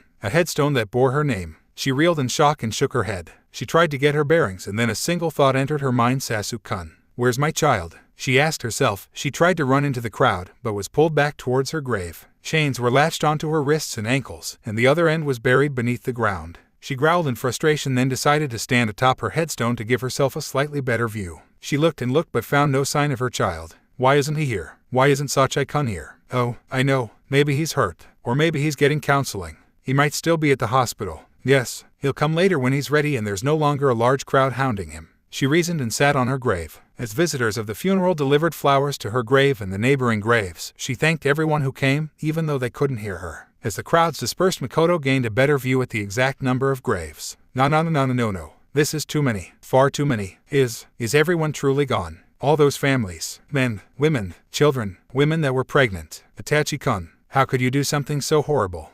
Danzo must be responsible for this. If Itachi-kun claimed the lives of Fugaku and his conspirators, myself included, despite my minimal role then, I would have understood. But this is genocide. Only Danzo would do something so cruel. She wailed in despair. She sniffled and cried out, "Sasuke-kun, where are you?" Days passed by. Sometimes some friends of hers like Tsum would come visit, leaving an offering at her grave such as her favorite snacks or booze. But still no sign of her son. She had for a while thought that her son had been murdered as well. But then she heard a group of passing civilians talk about Sasuke returning to the academy. He is at the academy but hasn't come to visit. Why? Oh, maybe he isn't ready to face this yet. Maybe he still needs time to recover from the trauma. Hang in there, Sachai-kun. Tae-sen will wait right here. She yelled out. More time passed. The days seemed to be blurring together. Time didn't seem to hold as much meaning while she is a spirit. One day she is entertaining herself by dancing about her grave, singing songs that came to memory. She stopped and heard a small voice speak out, "One for you, and you, yes, you too, and one for you." She turned around and saw a familiar blond boy giving flowers to the numerous graves. Naruto sighed and spoke to the graves. "I think you all must be kinda sad no one comes to visit anymore. So, I'll come by every now and again and bring flowers. I know a great place to get these." He passed flower after flower to the graves. Eventually he came to her grave. He placed a lily in front of her headstone and spoke down to it, as though he were trying to speak to her. "Hi Makoto-san. I know we never really knew each other, but I like to think I knew you as a good person. You were always nice to me whenever you came to pick Sasuke up from school.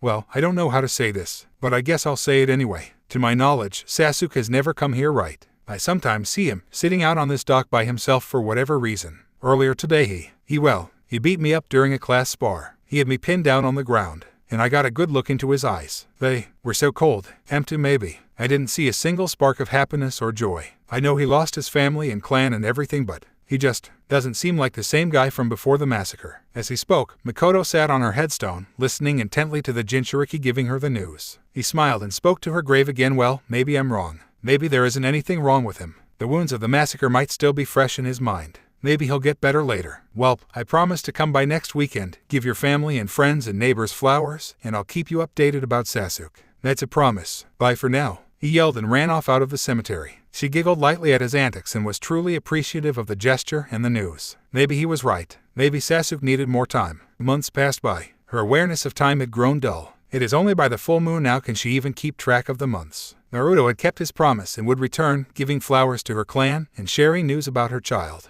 The news she received was disheartening. From what she understood, her child deliberately cut himself off from others. He was cold, distant, rude, and sometimes downright mean to others, including those of higher authority. These days he even has a fan club of girls who like him because of his coldness. He didn't even show any interest in any of the girls who practically threw themselves at his feet. And still during all this time she hadn't been visited by her child. Makoto now lost all hope and interest in Sasuke ever visiting. Now she looked forward to whenever Naruto-kun visited. His presence filled her existence with joy and happiness. Some days she wishes he were her child. Over time, her raven black hair had faded from black to gray, then finally to white. Then, he too stopped visiting. She became worried for him. He never stopped visiting before. She wondered if something had happened to him. One day he came rushing up to her grave with a backpack and a headband on his head. "Oh, so that's where you've been. You must have been busy with missions," she exclaimed even though he couldn't hear her. She never felt prouder for the boy and wished she could wrap him up in a hug. The blonde bowed to her and spoke to her grave. "I'm very sorry for not visiting the past 2 weeks. 2 weeks? That's all. Felt longer than that. Or was it shorter? My sense of time is really screwed to hell," she muttered to herself, but then she sighed and sat on her grave, eager to listen to her Naruto-kun. Wait, her Naruto-kun. She smiled and thought that had a nice ring to it.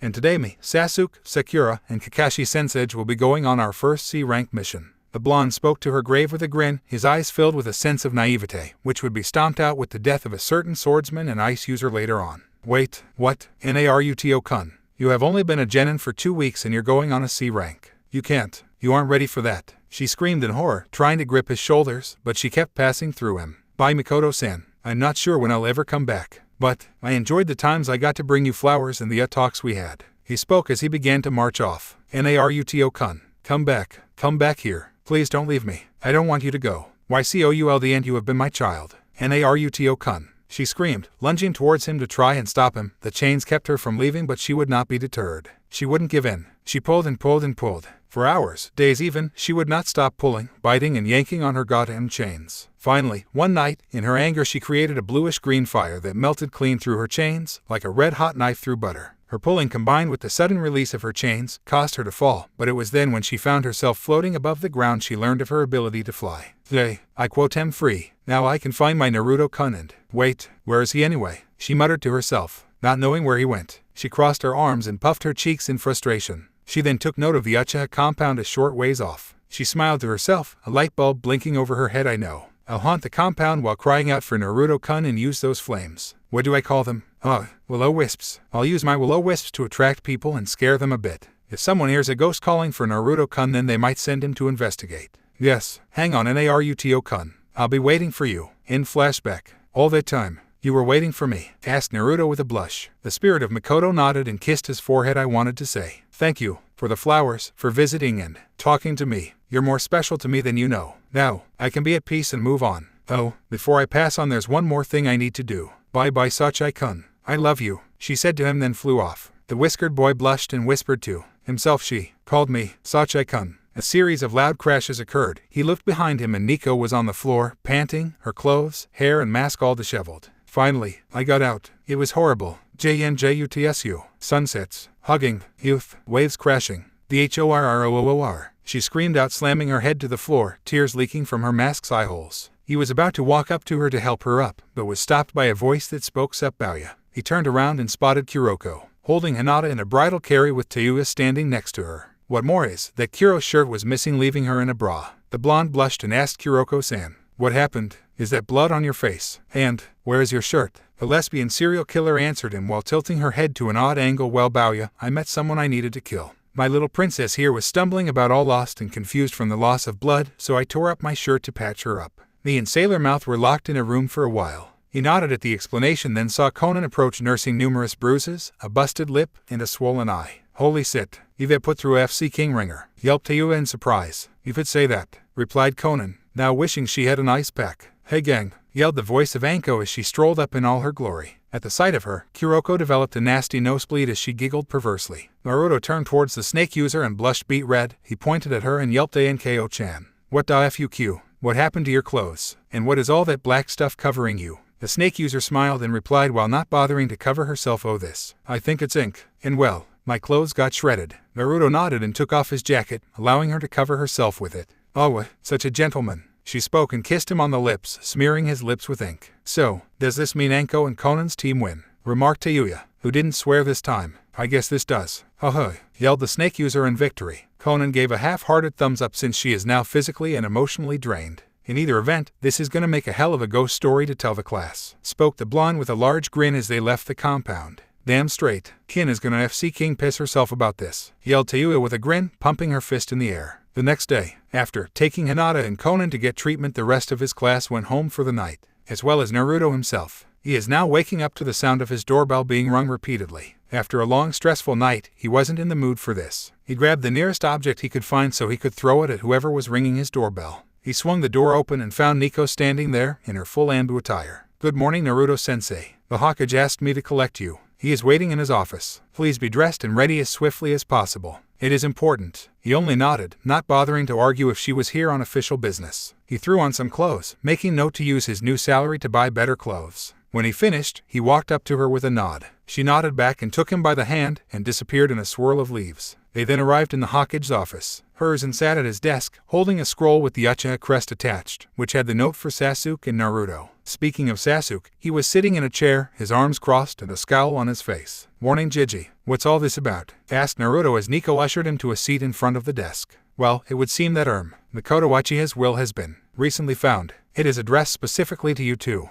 With your permission, I shall read the contents of the will, he explained, still surprised at how the will had been found. On his desk of all places for no apparent reason. But the mark and signature of Mikoto were a match, so it was legit. Both boys glared at each other, but nodded towards the Hokage anyway. Sasuke was curious why his mother named the dope of all people on the will. Hiruzen nodded and tore the seal. Opening the scroll, he began to read the contents. I, Mikoto Uchiha, matriarch of my clan, of sound mind and body, bequeath all of my earthly possessions to Naruto Uzumaki. He shall inherit the Uchiha compound and all of its holdings and bank accounts of all deceased members of my clan. Should the bank accounts be emptied by the civilian council members or elders, the funds shall be taken out of their pockets, plus interest. Additionally, I leave to you the entire Uchiha Jutsu library. For Sasuke, I leave you the family photographs and Fugaku's savings from before he became clan head. Additionally, I hereby disavow you from the Uchiha name and records. You are henceforth no longer an Uchiha. When the Hokage had finished, Sasuke leapt from his seat and roared in rage, WHAAAAT. My mother leaves everything to an orphan and I'm left with only a pittance. That's not fair. That will is a forgery. The Hokage cleared his throat and spoke. I am surprised as you are Sasuke-san. Believe me, I also had this scroll checked for any signs of forgery as well. The signature and wax seal all are legit. This will is the real thing, and the will has now been spoken.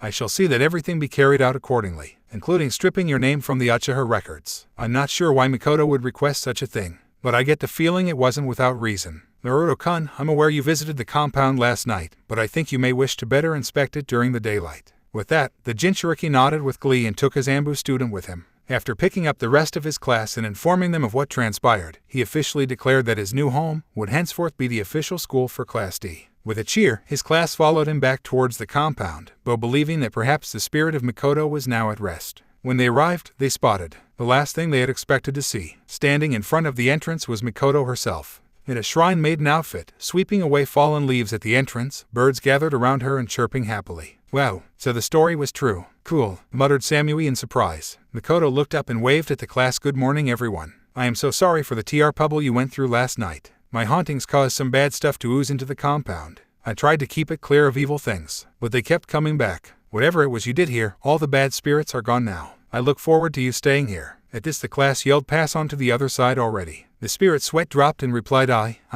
tried. I saw this huge tunnel of light and passed through it, ready to embrace eternity. But, well, I ended up back here again. But I can now solidify my form enough to touch stuff. I can even hold a physical form pretty easily," she exclaimed happily. This class just got a lot weirder. "What's next? A vampire, a mercenary for hire, a demonic circus performer," yelled Natsui while tugging at her hair. "Well, if Makoto-san, there's only one thing to do," spoke Naruto as he crossed his arms. His class all raised their eyebrows, wondering what he meant. Minutes later, "Naruto-kun, let me get this right one more time. You want to add another student to your class roster? One Makoto Uchiha, who's long been dead and whose will was read but barely an hour ago?" asked the Hokage with a sweat drop. The blonde nodded and replied that is absolutely correct. "She said I should give you this too." He handed over a piece of paper to the aged Hokage, hers, and unfolded it and found it to be blank before he could ask if there was some kind of sick joke involved. A crimson mark appeared on the paper. The mark began expanding and eventually became kanji, which read, "Admit me or I'll haunt you forever and whisper certain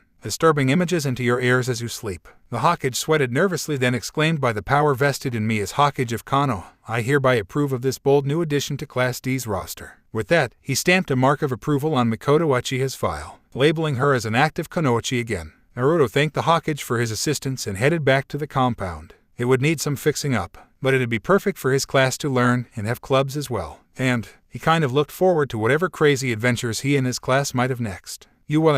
It is such a beautiful day," spoke Makoto as she swept the entrance of the Uchiha compound. She swept away the dust and leaves. Birds were happily chirping near her. She giggled softly and whispered to herself, "I wonder what Naruto-kun will be announcing today. I'm so excited to be a part of this class. I need to work hard for Naruto-kun since he'll be my new sensei." She giggled and adjusted her Miko outfit. Suddenly the birds began to chirp angrily. Some were flying about her head to get her attention. "What's wrong, little birdies? Are you trying to say something?" she asked the little birds. Ever since her joining Class D, it seemed that birds had a kind of connection to her. She absent-mindedly swept until she heard a voice speak. "Hey woman, is the dope here?" She turned in the direction of the voice and saw that it belonged to her now disavowed son, Sasuke. "Excuse me, young man?" she asked with a twitching eyebrow. He gave a H-N sound and spoke with his trademark "I'm better than you" tone of voice. "Pay attention, woman. I am Sasuke Uchiha, and the dope has no right to be living in what is rightfully mine. Now being the dope out here." The white-haired spirit thrust the broom handle into his face and spoke in a sickly sweet tone. "First off, that is no way to address a lady. It is, ma'am. Secondly, I don't know anyone called dope, so unless you give me a proper name, I won't be able to help you."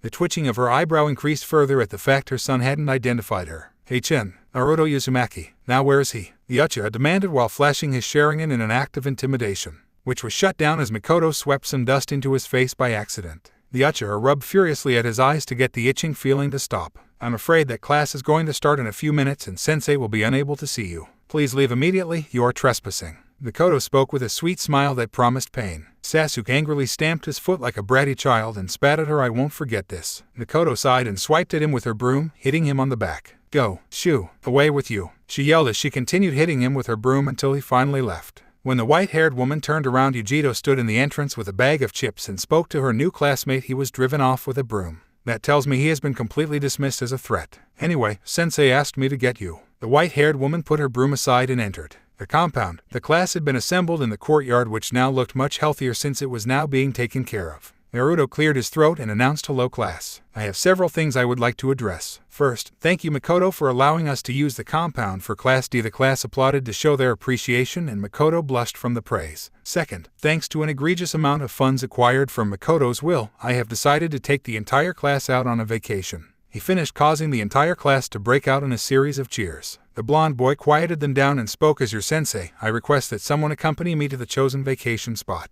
Because, well, I'm gonna need a little help in arranging the booking." The class all chuckled a bit, then they realized that despite their sensei's maturity, he was still a boy. Kuroko raised up her hand and spoke, "I'll go with you, sensei. I know a good place. Small island in Kiri territory. Log cabins, beaches, remote and quiet. Nice place." The class all murmured their agreements and Naruto spoke to his class, "Sounds perfect. Me and Kuroko shall go on ahead and make arrangements. The rest of you get ready for your vacation." Class dismissed. With a cheer, the Kunoichi all went to pack their bags for the trip. Kuroko did an arm over the blonde, her long tongue in his cheek. "Looks like it's gonna be you and me for a while, Bauya." He shivered slightly at the feeling of her tongue, but oddly, it felt rather nice. He smiled and could only nod as they went to pack as well. Meanwhile, Danzo sat in his private office, looking over recent intel provided by his root agents. His two bodyguards stood by, the orange-haired one speaking, "I don't see why you're so concerned over the Kyuubi brat Danzo-sama." The elder gripped his cane and spoke in cold manner, "You fail to see the bigger picture, you fool. The Uzumaki is now the current sensei of Class D. Among his students are the clan heiresses for the Yamanaka, Hyuga, and Inuzuka clans. the national executioner of Kiri, Kuroko Komori, suspected Akatsuki member Konan,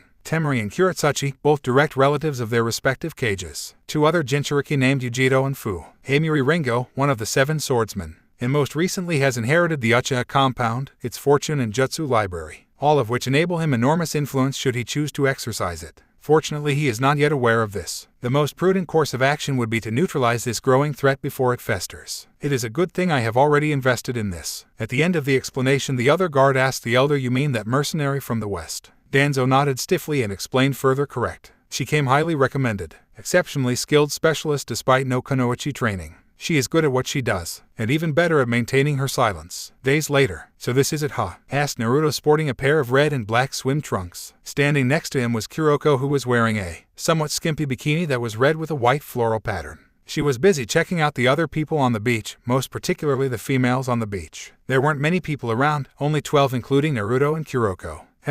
Nice ebony babes. That one looks like she works out," she muttered with a perverted grin. Naruto shook his head in amusement and spoke, "Knock yourself out already. I won't stop you since we're supposed to be on vacation." Kuroko smiled widely and dropped a whistle in his hand. "Thanks, Bauya. Here, if you ever need my help, blow that and I'll come running. Now if you don't mind, I'm gonna hook up with the ladies." With that said, she approaches the 2 dark-skinned women, a certain sway in her step as she greeted them. "Hey ladies. Kuroko Komori. So very lovely to see you. Are you perhaps sisters?" The 2 glanced at each other, one of them replying, "Nah. We're actually together. We also have a boyfriend, but it's a long-distance type relationship for now. But I digress. Call me Kiana. And this is Carly." Carly stood up with a small smirk and greeted Kuroko. "Nice to meet you. Dude, if you're here to shamelessly flirt with us, we aren't interested. Our boyfriend would get jealous." The black-haired woman chortled, a small nosebleed emerging as she asked, "Do a love triangle? How bold. Where's your boyfriend?" Carly was about to answer, but a hand was slapped over her mouth by Kiana, who whispered, "We aren't supposed to tell them that bum-bums. Hanta-kun said bad things would happen.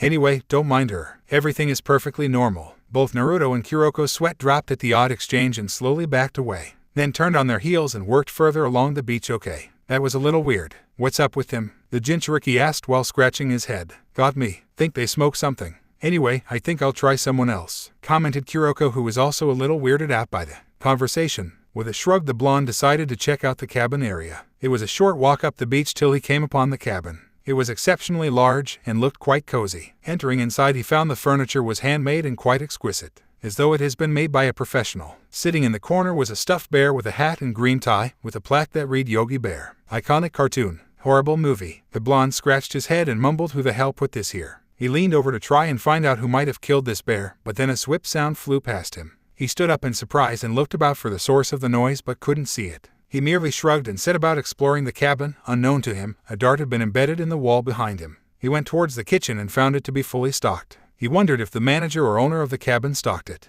A shadow then passed over the blonde, making him turn around and see a figure in the window. It was someone wearing a snarling Tanuki mask, the large-headed kind that a sports team mascot may wear, with a red bandana and overalls. The Tanuki tapped on the window with a giant cleaver, making Naruto scream in terror and blow the whistle Kuroko had given him and run back out towards the beach. The blonde then bumped into somebody on the way. It was that Carly woman from before. "Whoa, easy there. Where's the fire?" she asked, evidently unfazed by him crashing into her. The blonde then began jabbering unintelligibly in panic as he pointed towards the cabin. "What's that? I can't understand what you're saying." She spoke in a confused manner. "Hey bum-bums, what's up with him?" asked Kiana as she appeared from behind Carly. "Dunno. He almost seems to be speaking words of some kind," replied the dyke as she stared down at the whiskered teen, who screamed in frustration and continued his babbling. "What's that? The barn's on fire. Timmy is stuck in the well. Paz was blown up," asked Kiana as she tried to make sense of what the blonde was trying to say. "Who the hell is Paz?" asked Kuroko as she appeared from the woods, her hair now disheveled since she ran as fast as she could when the blonde blew the whistle. "I don't know. I was just guessing."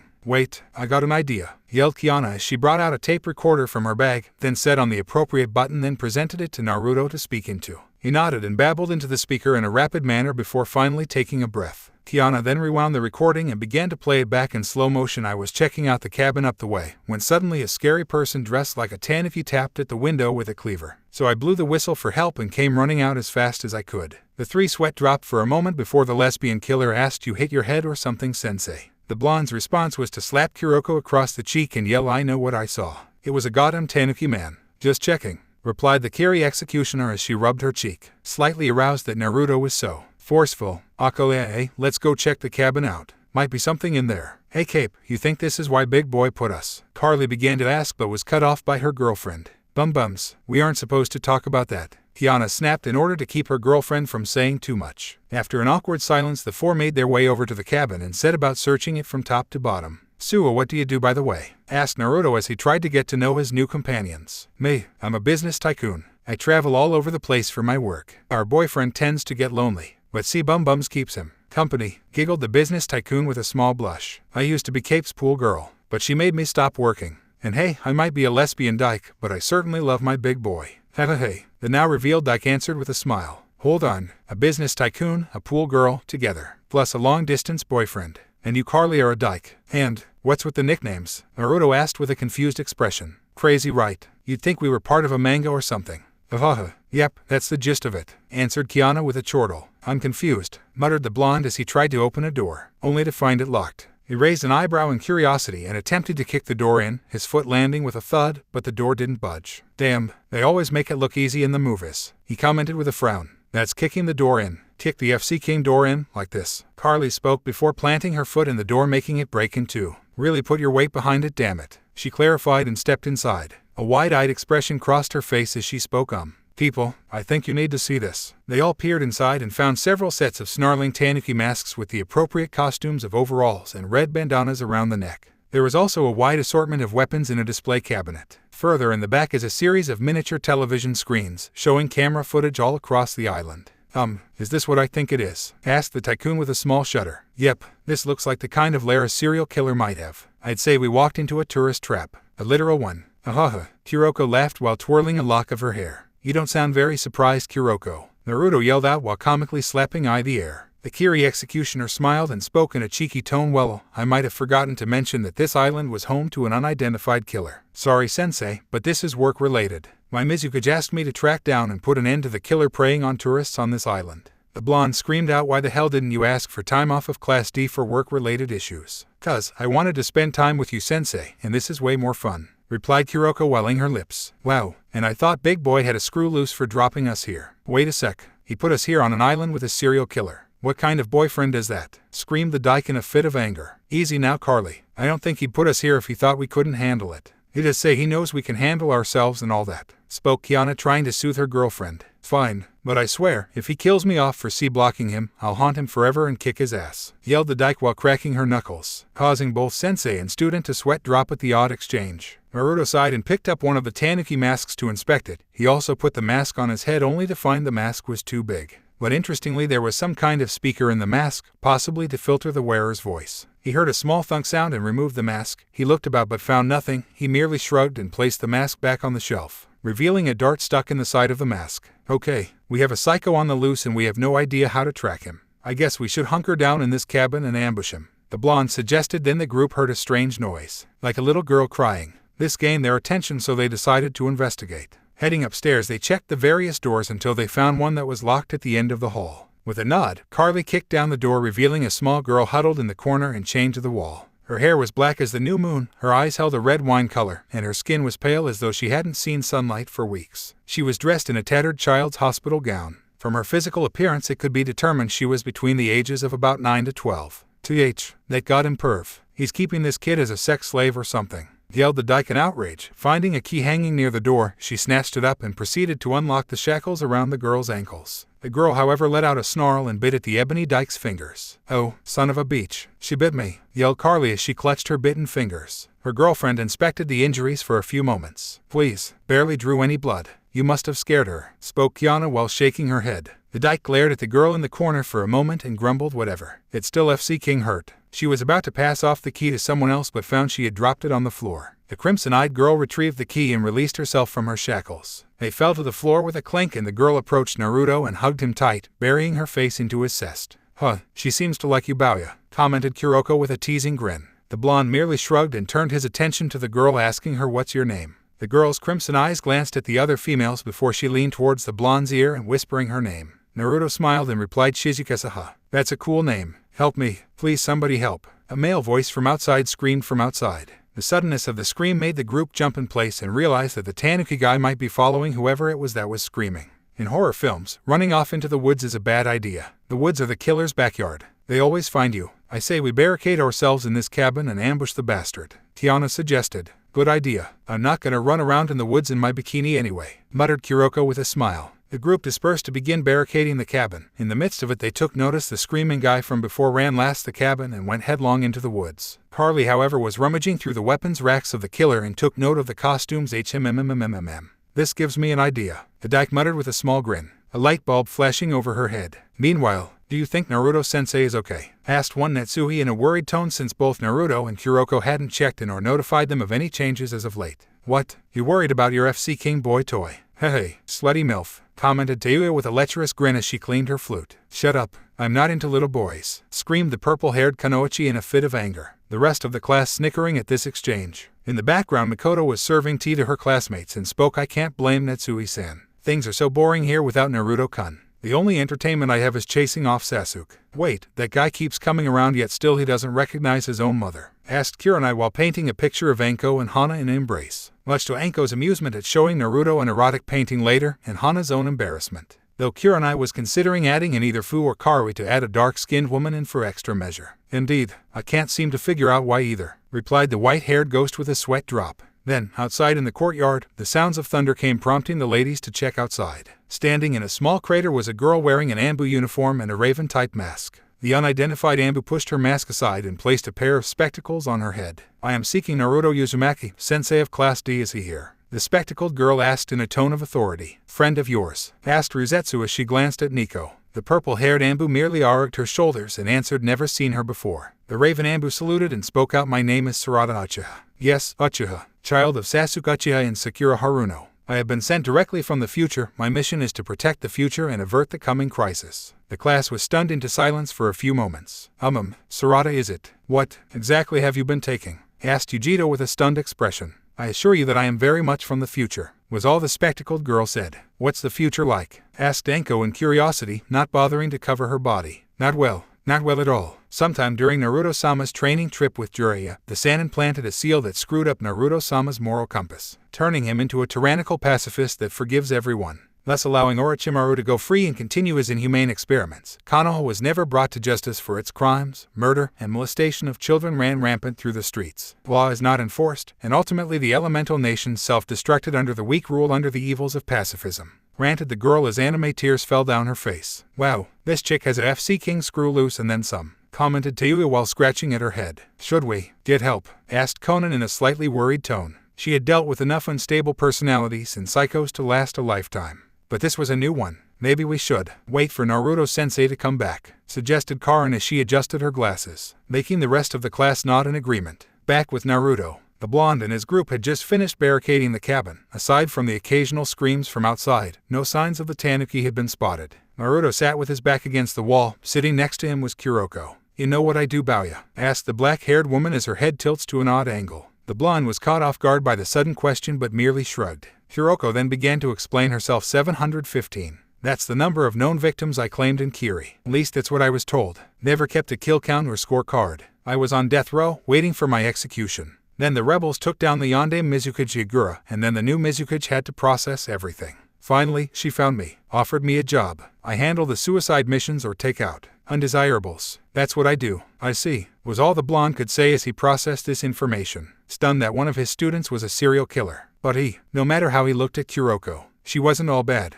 Their little moment was interrupted by Kiana, who sat down next to them, asking in a surprisingly cheerful tone, what's up? Having a moment, the whiskered teen looked over to Kiana and spoke. Ma'am, I don't know where you're from, who your boyfriend is, or if you're crazy or not, but when this is over, I hope we never meet again. I'm crazy. You've got an entire harem's worth of babes waiting for you in your class. Haha, she replied with a grin. Wait a sec, I don't remember telling you anything about that. Naruto spoke, taking note that she knew about his class. Kiana's mouth fell open, realizing her slip-up, and was about to retort, but then she sniffed the air. You smell smoke? She asked as a smoke detector began to go off and rang loudly. The damn Tanuki is going to set the house on fire, Kuroko shouted as they tried to pull apart the front door barricade. As the top of the barricade came undone, they saw the killer, armed with a spear gun, launch a harpoon at them. Kuroko ducked in time as a barrage of harpoons came flying over the barricade, the couch they were using to shore it up becoming a pincushion. The bastard has us pinned down, Naruto yelled. They couldn't go out the front since the killer was armed to the teeth and waiting for them. The back was a no-go since smoke was beginning to creep into the halls. The blonde then noticed that Shizukesa was crawling along the floor, a kitchen knife in hand. From her expression, she seemed ready to charge out and throw her life away. He threw himself on top of her and pinned her down to prevent a rash action. "Don't Kesa-chan. We'll find another way. You deserve a chance to live," he shouted out in an effort to reason with her. Then suddenly a yelp of pain came from outside as the killer dropped his spear gun and was reaching for something on his back.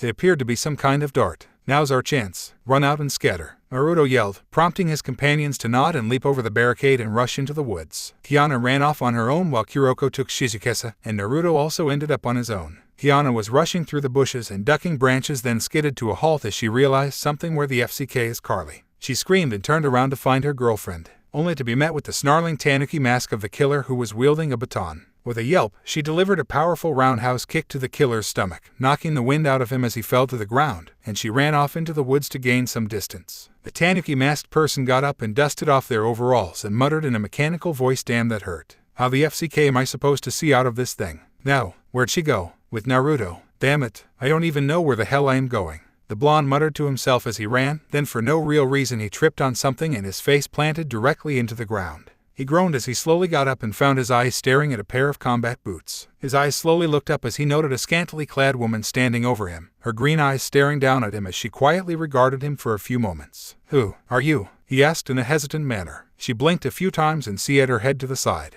"Your name's Quiet?" he asked as he seemingly understood her despite her not saying anything. She quirked up an eyebrow as she knelt down to him. "What the hell do you mean? How can you understand me? You're talking, aren't you?" he asked as he tried to get up. Quiet, however, clocked him on the head with the butt of her rifle, knocking him out. She rubbed her chin for a moment as if deciding on what to do next. She had been hired by that old man to capture this boy alive, but she didn't see the point to it. But a job was a job. Her first 2 attempts at capture failed by a bit of bad luck. Was it Providence or was the kid born under a lucky star? She couldn't tell, but something about him caught her interest. Tapping her rifle a few times, she grabbed him by the foot and dragged him off into the woods. She looked up and noted storm clouds were coming. She looked up at the darkening clouds and silently hoped that it might rain. "Oh, my FC King head," the blonde muttered as he came to. He could feel his cheek pressed against cold steel. When his vision came into focus, he surmised that he was on a boat, his hands bound by zip ties. Sitting in front of him was the mercenary Quiet, her eyes staring down at him, filled with a sense of curiosity. She crouched down and crawled over to him in a cat-like manner, her gaze never leaving his. When she got up close to him, she picked him up and propped him against a crate, then drew a knife and pressed the blade to his cheek. Naruto swallowed hard, but replied calmly, "No,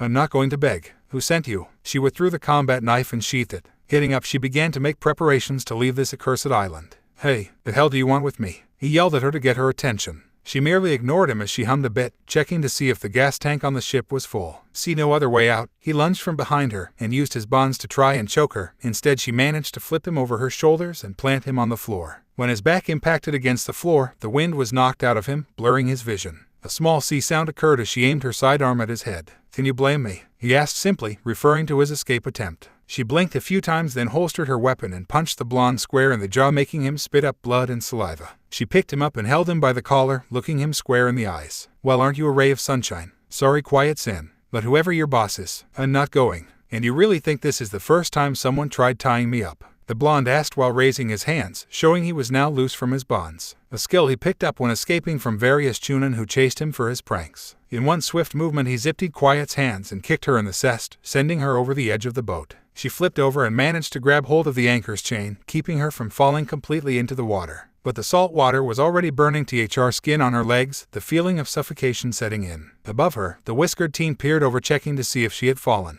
"Help you? You tried to kidnap me," the blonde yelled angrily. Quiet winced in pain. The burning felt horrible, her ability to keep her grip leaving her. "What, you can't swim?" he asked in mild surprise. The woman's pleading seemed sincere, almost desperate even. Quiet slipped slightly on the chains, more of her body falling into the water, the saltiness scalding her skin, forcing hot tears from her eyes. In Naruto's head, he felt a voice say leave her, but his heart was telling him to help her. He could see in her eyes that she didn't want to die. Cursing himself, he tossed down a length of rope to her. The mercenary let go of the chains, then grabbed it, unable to pull herself up due to her bonds on her wrists. Signaling to pull her up, Naruto grunted and began to pull her up from the water until at last she was back on deck. Quiet's vision was blurry, her skin felt like it was on fire. She tried to reach for the bottled water she had stored away, but she barely had the strength to move. Her body was spent from having to hold onto the chain and rope. "Water? You want water?" the blonde asked as he searched and found a number of water bottles in a cupboard. Popping one open, he offered it to the mercenary. She shook her head and gestured to her body. Pour it on you. Okay, he replied and did as she asked him to. When the cool water spilled on Quiet's skin, a sense of relief flooded her as the sodium on her body was washed away. She blearily looked up at him, a small smile of gratitude forming.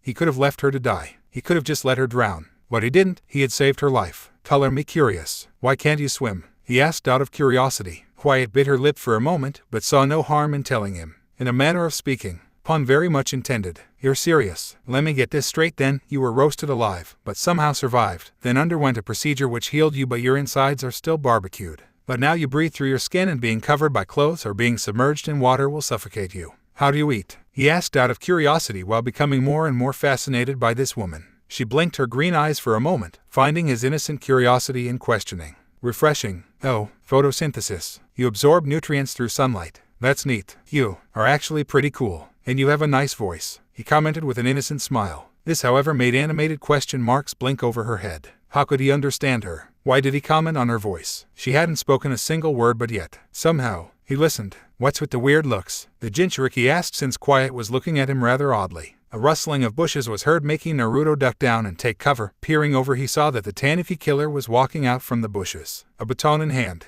The Tanuki masked killer walked along the beach for a few moments. Though for some reason he hadn't spotted the boat Naruto and Quiet were on. Pursing her lips, Quiet tapped the blonde on the shoulder to get his attention. You're going to. How can I trust you not to dart me? The whiskered teen whispered harshly. Quiet offered up her bound wrists. Fine, I'll put a little trust in you. I guess I don't have a choice then. He spoke and cut her bonds using her combat knife. With a nod, Quiet camouflaged herself, smoothly walking over to the case which held the tranquilizer rifle she brought with her. She loaded it with a dart, then aimed and fired at the killer with pinpoint precision. Oh, who shoots a person in the ash? Spoke the killer in a mechanical voice before falling over onto the sand face first. After the killer had fallen into unconsciousness, the blonde and mercenary tied up the killer against a tree. Quiet stood by with her rifle, which was now loaded with live rounds. It didn't take long for the Tanuki masked killer to come to. Shaking his head, the killer spoke. Naruto. What the FCK? You shot me in the ass. Not cool, dude. Not cool. What the? How the hell did you know my name? Have you been stalking me to put on your hit list or something?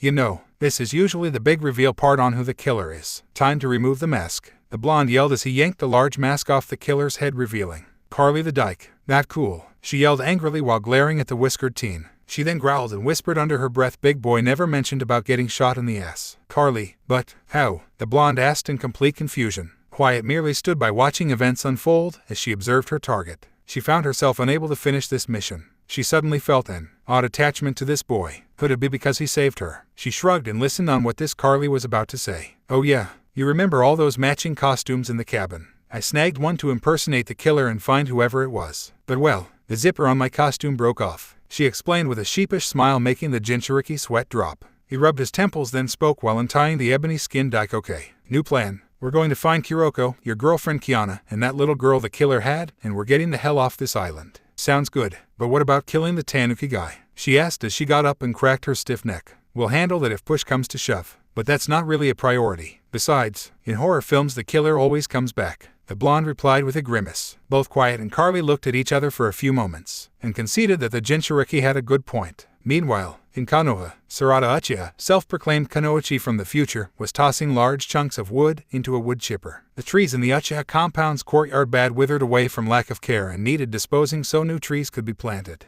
She was humming away quite happily since she had been welcomed amongst her fellow Kunoichi, but she still received odd looks whenever she claimed she was from the future. However, unknown to her, rumors had spread across Konoha that a female Uchiha had recently appeared and was staying in the former Uchiha compound, which was being converted into a private school for Class D, and better yet, the Kyuubi brat wasn't in town. Outside the compound, Kizashi Haruno was looking through a spyglass observing the Uchiha from the future. Standing next to him was Sasuke, his trademark scowl on his face as he asked, so that's her. How did she survive the massacre? Where has she been all this time? The pink-haired man shrugged. Most likely she wasn't even in the village when it happened. Rumors say she's the bastard child of a Uchiha during some mission gone wrong. But then, does it matter? You'll finally have someone worthy of an elite Uchiha such as yourself. He praised the self-proclaimed avenger, hoping to get in his good graces. HN, so long as she's strong I don't care. Sasuke spoke. This Uchiha girl would make a good trophy to keep around, if nothing else. Don't worry, I hired professionals to capture her. The former shinobi spoke with a large grin. Inside the compound, a trio of masked men were hiding in the shadows. Two were hiding across from the courtyard, watching Sarada as she chucked another piece of wood into the chipper, the machine buzzing as it mulched the wood and sprayed it out.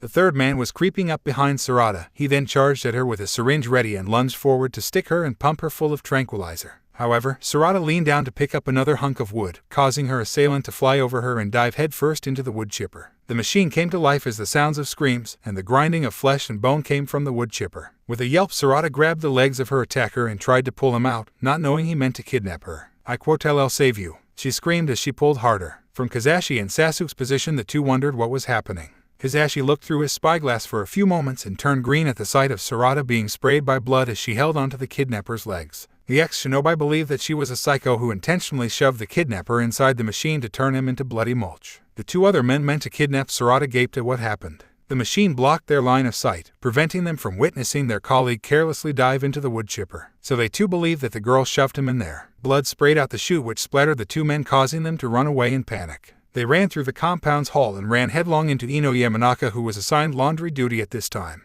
The two accidentally tackled her to the ground, smearing her in the excess blood. "Help!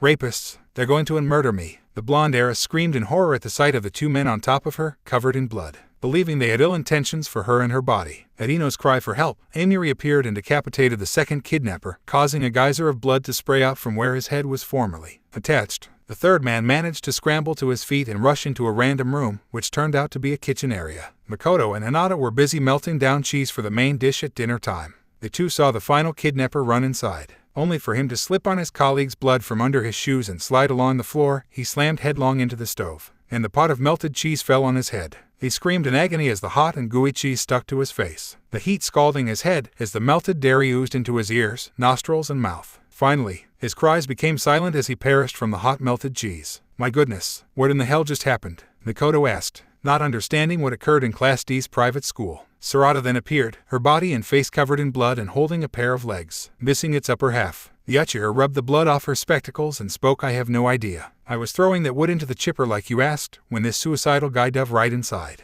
I tried to save him from himself, but I failed." Amiri and Ino then showed up, the former holding up the head of the second man. And the latter spoke, "Then this weirdo and his friend jumped me to me and then murder me. But Amiri-san saved me." "What happened to the third guy?" the blonde girl asked while pointing at the still twitching body.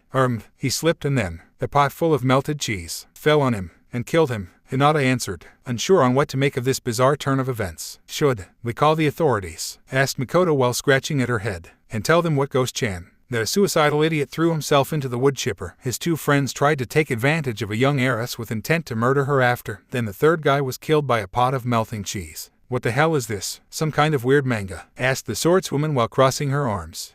Good point, Aim-chan. "So, what are we supposed to do with the bodies?" Makoto asked, though she didn't fancy the idea of burying them in the compound's courtyard. "Oh, I got a great idea," yelled one Anko Mitarashi, who appeared seemingly from thin air. "Where the hell did you come from?" They yelled since the snake mistress just inserted herself into the bizarre situation of her own accord. I didn't see or hear much, but I saw the gory aftermath. Anyway, I have a great idea on what to do," the purple-haired proclaimed. The other Kunoichi were very much concerned about what she had in mind. But then, it wouldn't hurt to listen to her idea. "Right, back with Naruto. See anything?" Naruto asked his newest companion, the mercenary known as Quiet. The sniper was using her enhanced vision to observe the terrain to spot their remaining companions or the killer, whichever came first into her line of sight. "Ew, we shouldn't be here. We gotta track down Kiana and the others." Carly spoke while fidgeting, her every instinct telling her to track down her girlfriend. Though the last time she tried that, her girlfriend mistook her for the killer and beat her up a bit. "I know, but in horror films, when you're on the killer's home turf, he has the advantage. He knows the area. We don't, so wandering around aimlessly isn't going to help us," he explained, forcing the ebony-skinned dyke to nod in understanding. Suddenly, the sounds of indistinct yelling came from a short ways off. Looking in the sound's direction, Quiet spotted Kuroko and Kiana staring down the Tanuki masked killer, who was holding the girl known as Shizukesa, hostage. Naruto and Carly rushed to the scene while Quiet prepared her rifle, which was loaded with live rounds. She aimed down the sights and had a clear shot on the killer. However, he was standing on the edge of a cliff, and if she fired now, he might fall and take the girl with him.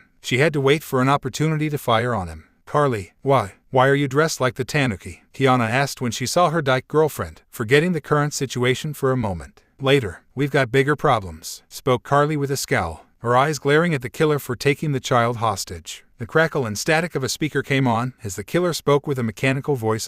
"The pieces are all here. Excellent. You want this little thing back. Then you boy must take her place. You have 10 seconds to decide. With that said, the killer began counting down. Naruto knew that this was the part that the cornered killer would take one or more victims in a last act of rage, desperation, or insanity. Plus, the killer made no promises to release the girl, much less have reason to keep unmade promise. Shizukasa stared ahead with her unblinking crimson eyes, not showing any sign of distress or emotion. Finally, a small smile crossed her lips as she mouthed goodbye. The red-eyed girl threw whatever weight she had against the Tanuki masked killer, causing the two to fall off the cliff and into the ocean. Naruto leapt forward to catch the girl's hand, but he couldn't reach her in time as she and her captor plunged into the sea. She sacrificed herself to kill him. Why? Naruto asked quietly, his mind reeling from shock. Kuroko appeared and placed a hand on his shoulder to answer him. Who knows? Maybe she was tired of being his plaything. Poor girl. She seemed to like you too. Still, you can't help the dead. The blonde nodded, feeling only slightly better as he spoke in a somewhat shaky tone. Why yeah. You're right, I guess. Well, we have a boat on the other side of the island. We should probably head back home. I still owe the others a vacation. Carly-san, Kiana-san, can you make it back home when we reach the mainland? The two smiled and nodded, with Kiana answering no problem. Our boyfriend will get us out of this weird fanfic later. Carly screamed in outrage as she screamed, "You ain't supposed to say that. Now bad things will happen." Naruto and Kuroko had question marks over their heads, the former speaking "The hell is a fanfic?" "Never mind. I don't want to know. We'll get you to the mainland, and when we part ways, I hope we never meet again." The two ebony-skinned women chuckled nervously at that. Off deeper in the woods, Quiet dismounted from her perch in the trees and decided to go with the boy. He genuinely interested her. Plus, it was nice to have someone around she could talk with. Later, Shizukasa emerged with the Tanuki masked killer from the ocean, her neck visibly broken as evidenced by the bone that was easily seen. With a sigh, she snapped her head back into place with a sickening snap and crunch noise. At her feet was the killer. The front of his mask had shattered. He rolled onto his back, revealing the face of Mizuki, who escaped from prison some time ago, his mouth sewn shut by wire. Shizukasa was, in layman's terms, an immortal being, cursed by the Shinigami in an age long before chakra ever existed. She was old enough to have seen the rabbit goddesses rise and fall, to have served as a nanny for the Rikido Sennin and his brother, old enough to be godmother to the Sennin's children, and so on and so forth to this day. Despite being immortal and perpetually immune to harm, she was forever trapped in the body of a 10-year-old child, unable to age and unable to grow and develop into the beautiful young woman she would envision in her dreams. Having no sense of purpose, she isolated herself on this accused island, occasionally making sport of anyone foolish enough to mistake her island as a vacation spot. Which wasn't true. A miner some years ago lied about that when he discovered a diamond mine. Mizuki made a somewhat entertaining puppet, making the fiction that the killer was an adult, while all along it was the poor sex slave kept locked away. It didn't take very long to wear the ex-Chunin's mind down, brainwashing him, then molding him into a meat puppet for her amusement. Now, this island became boring for her. There was no more fun to be had, and the Chunin had long outlived his usefulness to her. Mama. Mizuki choked out, the wires binding his lips together having broken from the fall. The speaker in his mask crackling and making static noises as pre-recorded sentences can be heard. The red-eyed girl sighed. The idiot was so far gone, he thought that she was his mother. It was quite endearing, but now she was through with him. Her fingers twitched slightly, which resulted in the silver-haired Chunin's head being severed from his body. Shizukasa looked off and saw the boat Naruto and his cohorts were leaving on. She could sense the powers and spirit of her godchild in him. He could prove more entertaining to watch and play with. Though, he seemed like a nice boy. She'd be gentle with him. In Konoha, false arrest, false arrest, false arrest, screamed one Jiraiya who had recently awoken in his motel after a night of drinking and banging $2 whores. Then he somehow found himself surrounded by corpses, and then was arrested by the Anbu in an impromptu manner and without warning. Jiraiya of the Sannin, you have the right to remain silent, spoke one Yugao who was aware of Anko's little revenge plot since the Sannin blackmailed the snake mistress with sealing away the curse mark in exchange for sec, which was completely unacceptable. While the Nico masked Anbu tried to maintain a tone of professionalism, she was deeply amused by this turn of events. Jiraiya had this coming for years. Meanwhile, Kazashi was breathing a sigh of relief that the 3 professionals he had hired weren't connected to him. He was shocked to see that Class D was a place for psychopaths and murderers. He'd need to try and handle this in another way. Fortunately, Sasuke was still very much interested in Class D itself. Okay, sadly the chapter is over, and if you enjoyed, just leave a like and subscribe with post notification, so when the next chapter is ready, you will be notified. Okay, see you in the next video. Bye.